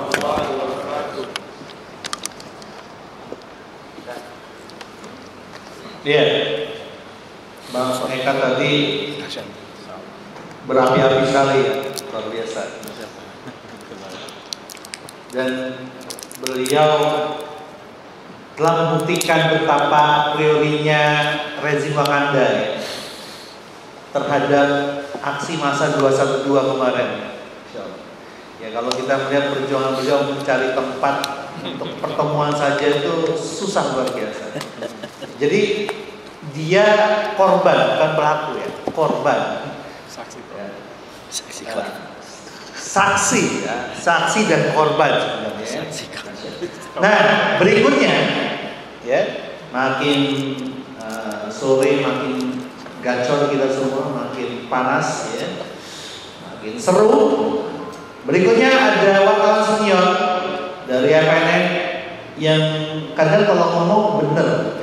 Kadang pelanggaran. Enggak, kan kadang kalau ngomong benar. Nah, seringnya tepat gitu. Ini belum selesai, narasinya belum selesai. Nah, beliau akan bicara tentang komunikasi terkait dengan bagaimana kita membangun kesadaran di tengah-tengah masyarakat di tahun 2021 dan 2022. Dan masih gak sih kita ngarep sama orang-orang yang berkata kedaulatan, orang-orang yang berkata politik untuk rakyat ya. Mudah-mudahan abis ini Ustadz Edi nggak buat beras gambar yang Ustadz Edi Mulyadi ya gitu. Karena ada ini sekarang lagi rame nih beras gambar sosok perempuan yang sekarang. Ya, silakan Bang. Pakai ini aja Bang, kali itu nggak ada suara. Nggak ada suara. Suara nyampe. Nyampe. Bismillahirrahmanirrahim. Assalamualaikum warahmatullahi wabarakatuh. Waalaikumsalam warahmatullahi wabarakatuh. Alhamdulillah waladzi arsala rasulahu bil huda wa dinil haqq lil hira wal dini kulli wa kafa billahi syahida. Asyhadu an la ilaha illallah wahdahu la syarika lah wa asyhadu anna Muhammadan abduhu wa rasuluhu la nabiyya ba'dah. Allahumma shalli ala Muhammad wa ala alihi wa sahbihi wasallam. Allahu akbar. Allahu akbar. Merdeka. Merdeka. Boleh dong merdeka juga kan.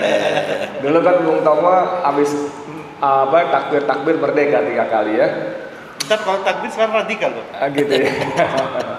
Jadi kalau saya suruh bicara kayak Ustadz Eka, nyerah deh, ya, nyerah. Dia punya stamina dahsyat luar biasa, apalagi kayak tetangga sebelahnya lagi, wah tuh, tetangga sebelah lagi tuh nggak pakai rem lagi tuh, gas terus, ngeri sekali. Tapi ngomong-ngomong kita nggak pakai masker nggak apa-apa nih. Ada yang foto bareng bahkan. Oh, nah itu dia, saya mau ngomong masker, corona udah nggak ada, covid udah nggak ada, sudah ada yang foto bareng tanpa masker hari Natal tanggal 25 atau tanggal 26.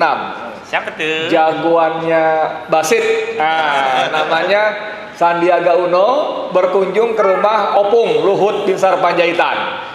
Ternyata di sana juga ada yang mulia Abdullah Mahmud, Hendro Priyono dan istri. Dan mereka foto berjajar. Ada Mendagri juga. Tanpa, ada Mendagri ya. Oh ada Tito Karnavian. Lagi reuni atau lagi briefing nggak tahu deh tuh. Siapa ngasih briefing siapa? Tanpa masker. Jadi netizen, nah saya mau ngomong di sini, netizen ini dahsyat. Netizen langsung ngasih komentar, kapan mau sadar, weh, corona udah nggak ada, bangun wah ini. Jadi tugas saya ini saya nama ketukar-tukar mulu, Rizky awal apa awal Rizky? Rizky awal. Rizky awal. Soalnya ada ekonom namanya Awali Rizky. Nah, itu ekonom khusus, dia lebih spesifik bicara soal fiskal ya, APBN, pajak dan sebagainya. Nah, kita ini kan kalau kita baca di grup-grup WA, isinya tuh muntahan-muntahan, marah-marah, wah segala macam. Termasuk ini tadi barusan nih, kurang lebih sama kontennya gitu ya, cuman ganti orang aja yang ngomong. Nah persoalannya adalah mau sampai kapan kita ngomel-ngomel begini, ya kan? Orang ini ngomong-ngomong live ya. Ngomong-ngomong sudah bisa dipastikan nggak rakyat Indonesia sebel sama rezim ini? Siapa yang berani bilang pasti sebel? Ada nggak coba? Nggak ada, cuma 3 ekor. Yang ini yang datang 2000 nih. 2000 kan nih. Jadi kita kadang-kadang, sorry banget ya, berhalusinasi. Ya, sorry banget ya. Saya sebagai praktisi komunikasi, saya katakan kita berhalusinasi dengan membaca WA yang maki-maki, yang marah-marah rejim, ada PKI perjuangan apa segala macam gitu ya, seterusnya sebagainya ya. Itu kita berhalusinasi seolah-olah, mohon maaf nih, undang-undang ITE atau apa namanya sekarang udah nggak laku ya. Seolah-olah rezim besok kita bisa jatuhkan. Ngeri sekali. Kita nggak boleh loh ngomong jatuhkan rezim, nggak boleh. Saya dipesanin waktu saya keliling Medan Sumatera Utara kemarin, waktu teman-teman Bang Eka bikin reuni 212 Bang Eka, saya ke Medan. Saya reunian di Medan. Itu ada teman ngasih tahu, ternyata aparat sana bilang, udah Edi mau ngomong apa aja boleh. Iya, ngeritik Jokowi pun nggak apa-apa, kita anggap sebagai kritik kinerja, asal jangan ngomong gulingkan, jatuhkan. Karena yang tugas di sana bukan cuma Polsek dan Polres dan Polda, tapi juga dari pusat.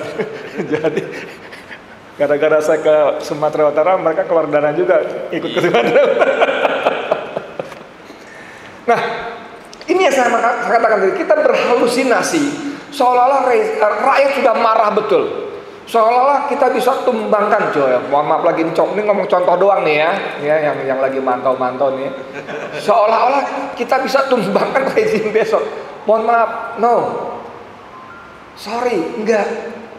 Saya ngobrol dengan para dokter ilmu sosial, ya. Saya sebut nama lah, Dr. Sahgan dan Nenggolan, ya. Ada teman saya masih muda tapi keren banget, namanya Dr. Anton Permana. Ini masih sidang terus tiap Senin ya.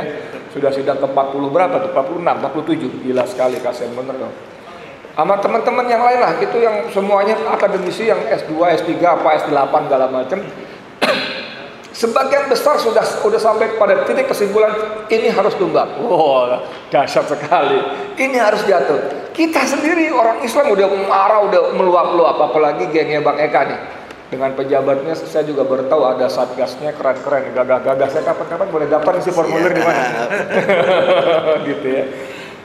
Tapi saudara sekalian, saya mau kasih bantahan sedikit aja. Kita masih lihat di televisi atau di WA yang beredar, itu setiap Jokowi berkunjung, yang terjadi apa? Setiap Jokowi berkunjung yang terjadi apa?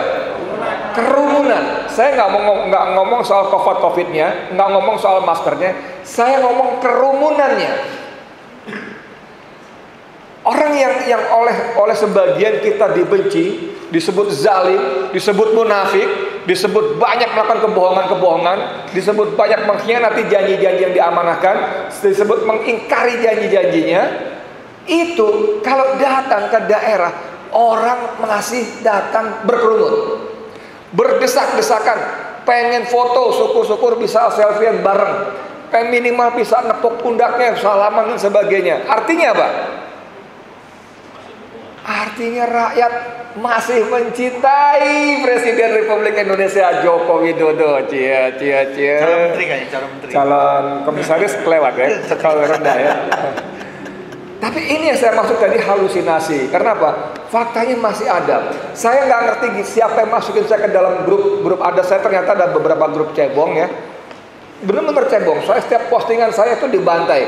Dasar Edi Kadru, saya malas baca aja gitu loh. Dibantai terus apapun gitu. Tapi di grup itu apa yang namanya Mahfud MD, Said Akhil Siraj, Denny Siregar itu dapat kayak dewa, dipuji-puji. Apalagi juragannya sesembahan yang satu ini, dahsyat sekali. Dan mohon maaf ya, nama grupnya Halakoh Nusantara. Anda kebayang nggak? Halakoh Nusantara. Saya nggak ngerti grup itu apa. Saya pikir, nama keren nih. Suatu ketika saya lagi ngapusin, tekan satu hari kan bisa puluhan ribu tuh. 3 hari aja bisa 100.000 sekian. Saya buangin semua. Saya mampir situ, isinya kayak begini. Itu nama-namanya nama-nama Islam. Kalau lagi tanda kutip bener, postingannya postingan ayat hadis. Dahsyat bos. Saya kan alhamdulillah tiap pagi kirim postingan tuh yang itu. Itu bukan amin ya rabbal alamin bro. Bisa lu add gitu. Kadrun Edi kirim doa. Gila nggak? Sampai segitunya. Di situ dipuji-puji. Nah yang saya mau katakan adalah bahwa orang-orang seperti ini tidak hanya bersemayam di grup-grup WA, tapi ada di dunia nyata. Saya punya teman di FNN, kita ini wartawan tua, rata-rata umurnya di atas 50, rata-rata jam terbangnya di atas 20-25 tahun. Itu ada teman saya perempuan yang saya sebut nama pasti kenal banget. Itu dia orangnya di antara kami dia paling kaya, duitnya paling banyak.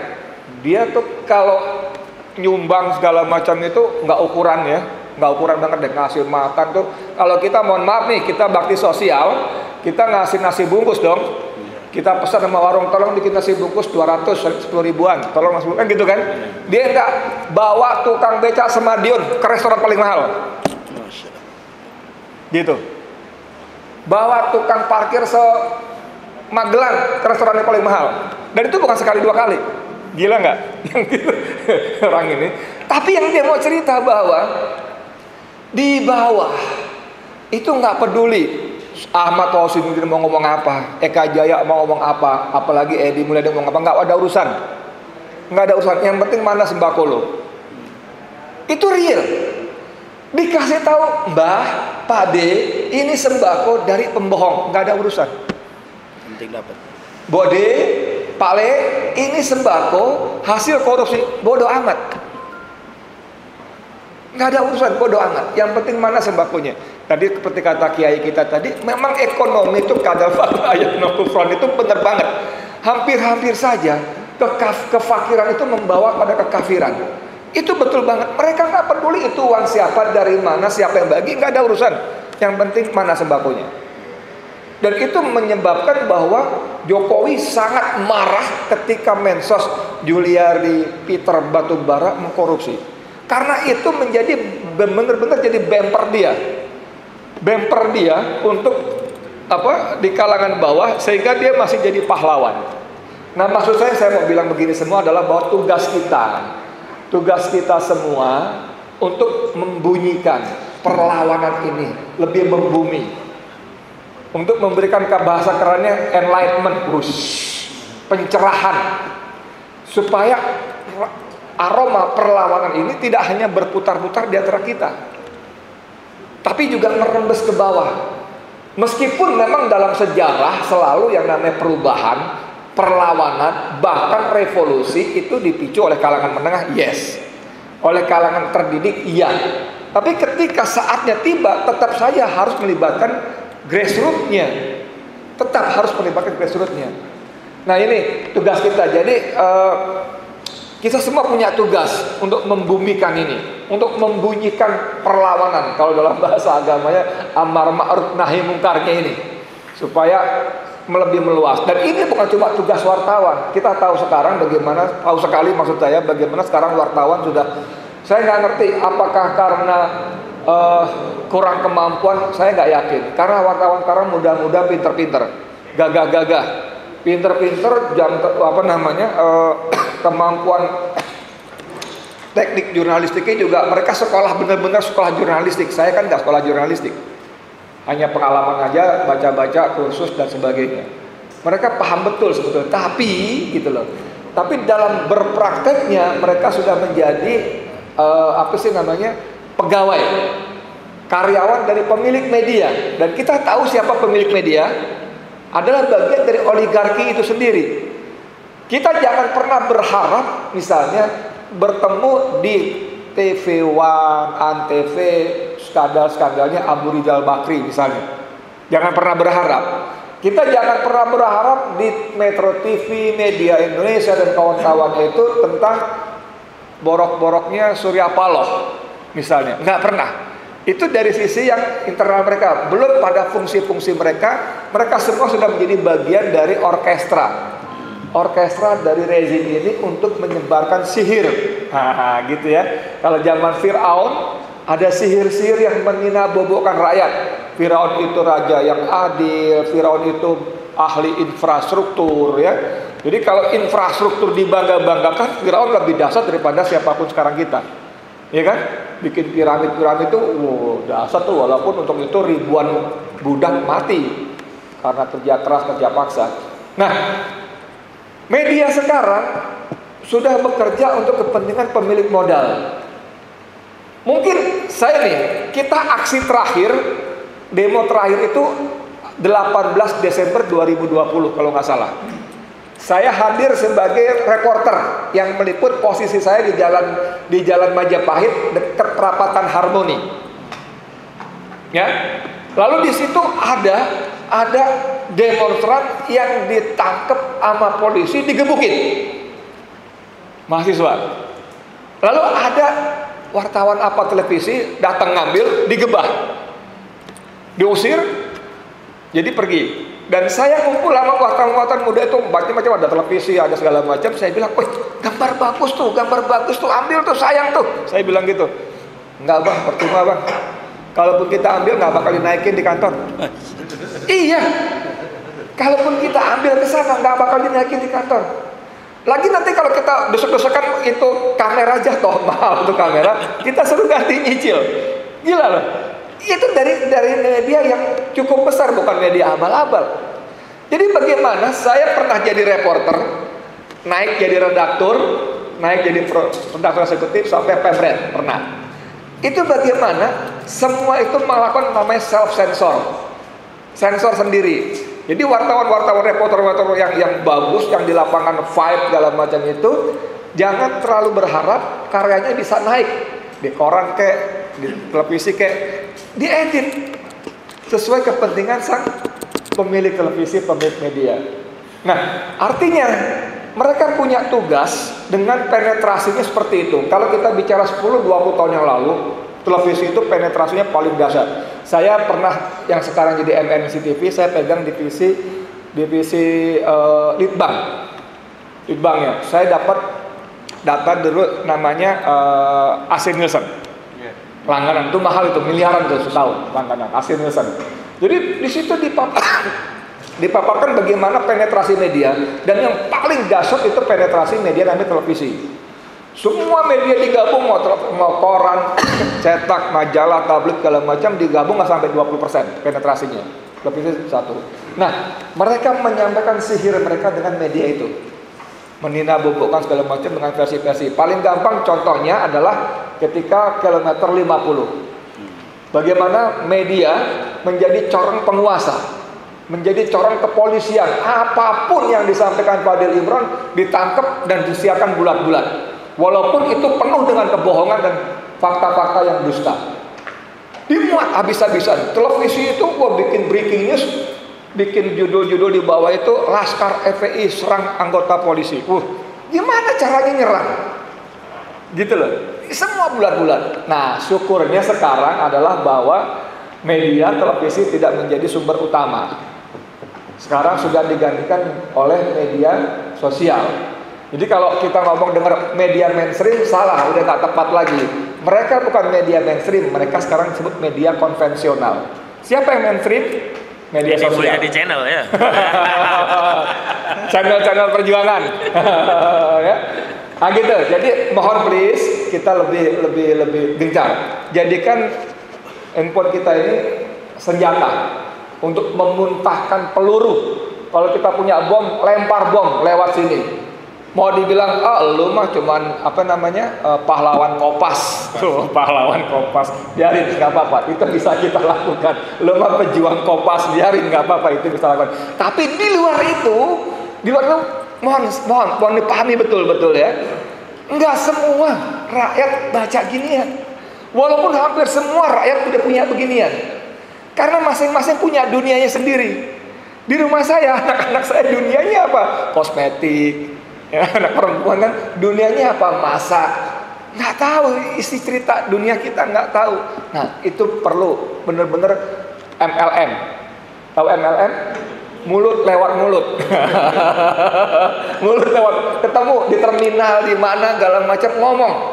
Saya pernah terbang dari, kita keliling Jawa Timur yang kapan gitu. Saya pakai pulang terakhir pakai sarung memang. Di sebelah saya anak muda pakai training loreng. Pakai kaos biasa tapi hijau. Saya pikir tentara nih, gitu dong, asik kan? Saya langsung kasih racun. Kamu tugas di mana, Ci? Kan gue lebih tua. Gue kamu dulu. Siapa? Di ini, Pak. Disebut Kosrat anu. Oh, dari mana kamu? Gini, Pak, gini. Oh. Langsung kasih racun. Kamu tahu nggak? Sekarang ini TNI itu digabung anggarannya mau 3 matra, angkatan laut, angkatan udara, angkatan darat, itu kalah sama polisi. Di handphone saya kan banyak nama jenderal, saya buka jebret. Nih lihatin juga nih, tambah percaya. Jadi manfaatkan setiap kesempatan untuk menebakkan virus-virus perlawanan. Iya, boleh nggak kamu gitu ya? Ini bagian dari komunikasi, saudara. Kalau kita hanya berpuas diri main di sini, saya khawatir, benar-benar khawatir kita hanya berhalusinasi. Berpendapat, oh besok kita bisa tumbangkan, paling lambat minggu depan. Saya ingat ketika Said Didu mengatakan tahun 2020 itu Maret tumbang negara. Kenapa? Nggak punya duit. Bukan tumbang oleh revolusi, bukan. Nggak punya duit. Nggak punya untuk membiayai pemerintahannya. Saya bicara dengan banyak bupati, dia bilang gitu, dengan banyak direksi BUMN. Itu bupati-bupati jangankan untuk memelihara taman, dia bilang, hanya untuk membayar office boy saja mereka nggak punya anggaran. Gila nggak? Tapi ternyata sekarang sudah Desember 2021 masih bertahan. Tentu ada sebab-sebabnya, yaitu BI mencetak uang dan sebagainya. Tapi ini kan harus kita kebawakan gitu loh. Saya punya teman kerja di PLN, dia orang lingkaran dalam lah, walaupun cuma staff. Itu dia marah-marah. Karena apa? Karena banyak kantor pemerintah menunggak pembayaran listriknya. Mau di level kabupaten kota maupun di pemerintah pusat. Karena apa? Enggak punya anggaran. Itu real. Baru 2-3 hari yang lalu saya dengar marah-marah dia. Gimana gue bisa tambah bonus segala macam. Marah-marahnya karena itu, bukan dia cinta sama negara, bukan dia ngomongin mikirin bonusnya. Nah, hal-hal seperti ini, ayo MLM, mulut lewat mulut. Ini memang masif, tapi one on one, satu lawan dan ketemu itu tetap perlu dilakukan. Ini bagian dari komunikasi kita untuk menebarkan perlawanan. Saya kira itu dulu. Kurang lebih mohon maaf. Billahi taufiq. Assalamualaikum warahmatullahi wabarakatuh. Waalaikumsalam warahmatullahi wabarakatuh.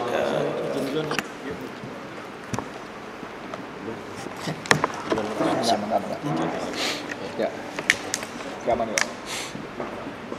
Ya, kita mau di penghujung, tapi masih ada satu yang akan berbicara, yaitu Kiai Fadilullah dari Majelis Wakil Rohada dan Dewan Masyarakat.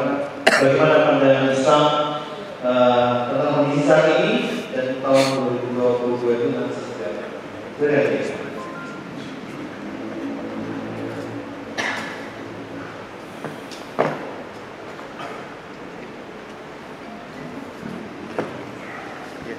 Bismillahirrahmanirrahim. Assalamualaikum warahmatullahi wabarakatuh. Alhamdulillahilladzi khalaqal insana min nafsin wahidah. Wassalatu wassalamu ala sayyidina Muhammadin nabiyil huda wa ala alihi wa sahbihi wa man tabi'ahum bi ihsanin ila yaumil qiyamah. Amma ba'du. Para saudara sekalian yang dimuliakan Allah Subhanahu wa taala, pertama panjatkan kita sanjungkan untuk junjungan kita baginda Nabi Muhammad Rasulullah sallallahu alaihi wasallam. Pada hari ini kita bertemu dalam muhasabah bangsa, saatnya umat kembali kepada syariat dan khilafah. Hanya sebagai sumbangsi nasihat bagi kita semuanya bahwa Allah Subhanahu wa taala telah memberikan julukan kepada umat Islam dengan kuntum khairum ummah. Yang menjadi pertanyaan, sadar nggak kita sebagai umat terbaik? Sadar? Baginda Rasul Nabi Muhammad SAW adalah Nabi kita yang mulia. Kita dibimbing oleh Al-Quran sebagai kitab suci yang mulia, dan kita adalah dijadikan umat Islam, umat yang mulia. Tapi muhasabah, mengapa dari tahun Atuk sampai saat ini, sejak kemerdekaan sampai saat ini, umat Islam hanya sebagai pengembang, sebagai ekor, tidak pernah bisa berbuat apa-apa. Bahkan semakin hari ulama-ulama kita ditangkap, ulama kita dikriminalisasikan, ulama kita dihinakan, agama kita dihinakan, dan kita tidak bisa berbuat apa-apa kecuali hanya dukungan dan doa. Betul? Betul? Apa yang kita bisa berbuat kalau umat Islam tidak mempunyai kekuasaan? Hari ini adalah yang ada yang dijalankan oleh umat Rasulullah Sallallahu Alaihi Wasallam adalah mempertahankan bangunan yang hampir runtuh, Pak. Pembangunan yang hampir runtuh, yang tatkala kena angin badai semakin hari semakin hancur ini umat Islam, tanpa adanya mau membangun umat Islam itu sendiri.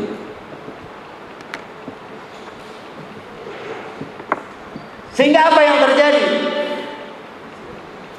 Lihat, anak-anak bangsa kita semakin hari telah menjauhkan agamanya. Bangunan-bangunan masjid yang banyak tapi jamaahnya sudah nggak ada lagi. Ini indikasi semakin hari umat Islam semakin lemah.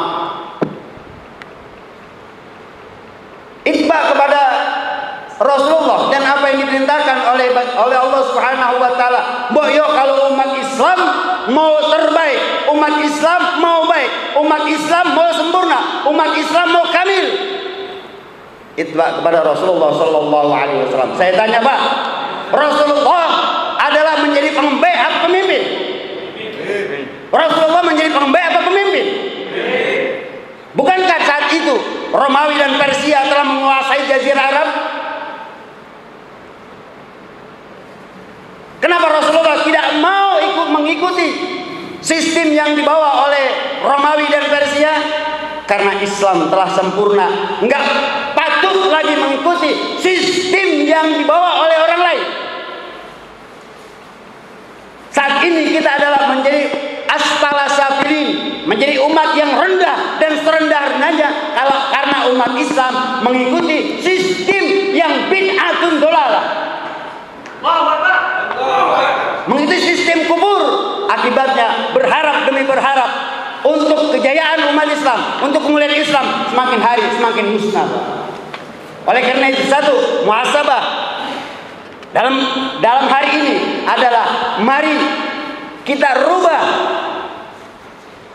pola pikir kita, bukan lagi kita mempertahankan Islam, tapi kita memperjuangkan Islam, yaitu dengan tegaknya syariah dan khilafah sebagai solusi problem umat Islam, solusi problem bangsa, solusi problem umat manusia seluruh dunia. Demikian. Assalamualaikum warahmatullahi wabarakatuh.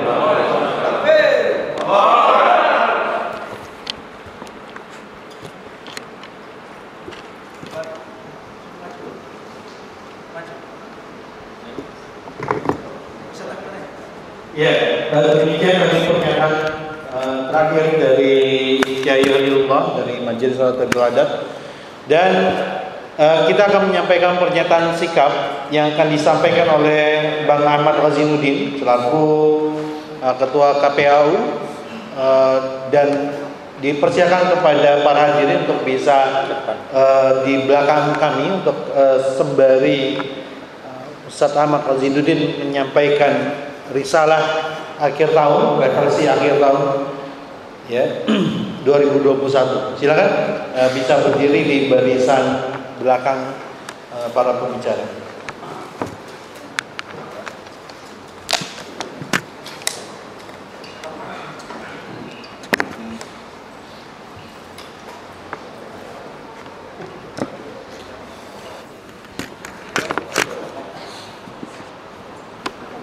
Ya, silakan untuk menempatkan sesuai tempat yang tersedia.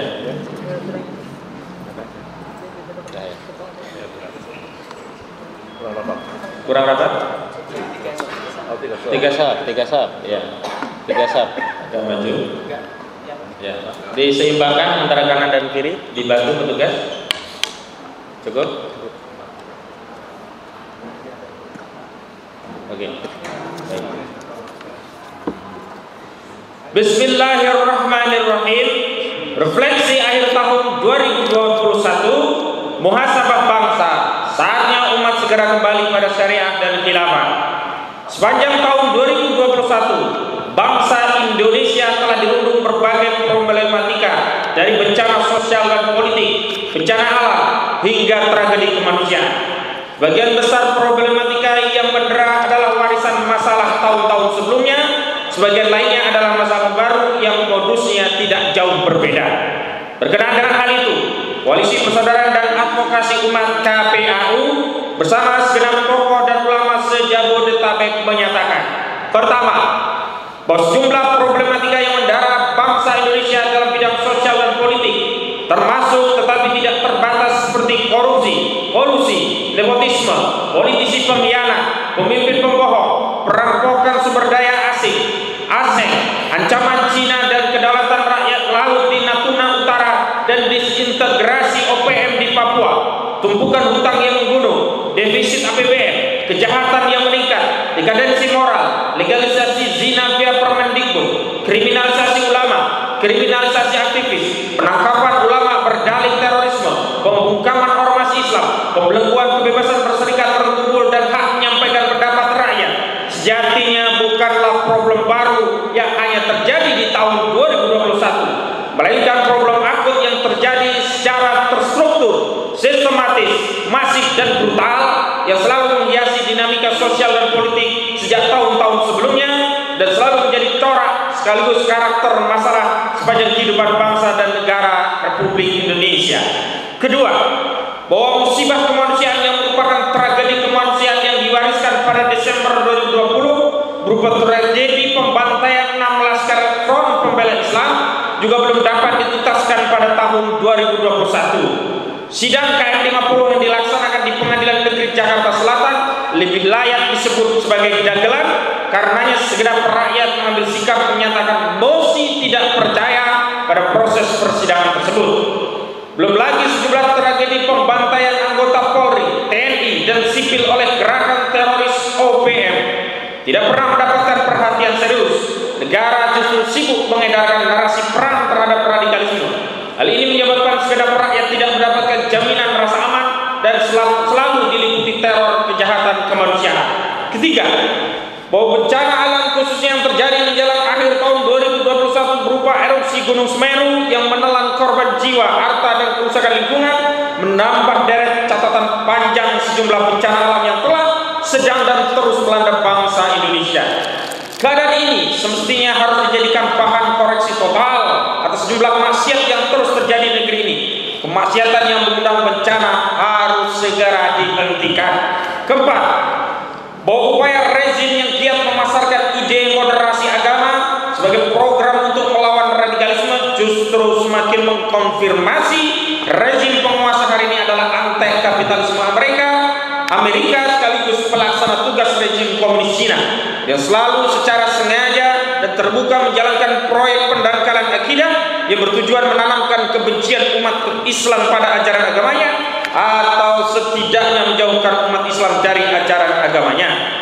Alih-alih melindungi segenap rakyat dari bahaya penjajahan Amerika dan Cina, rejim justru memusuhi rakyat dan memerangi para ulamanya dengan narasi radikalisme.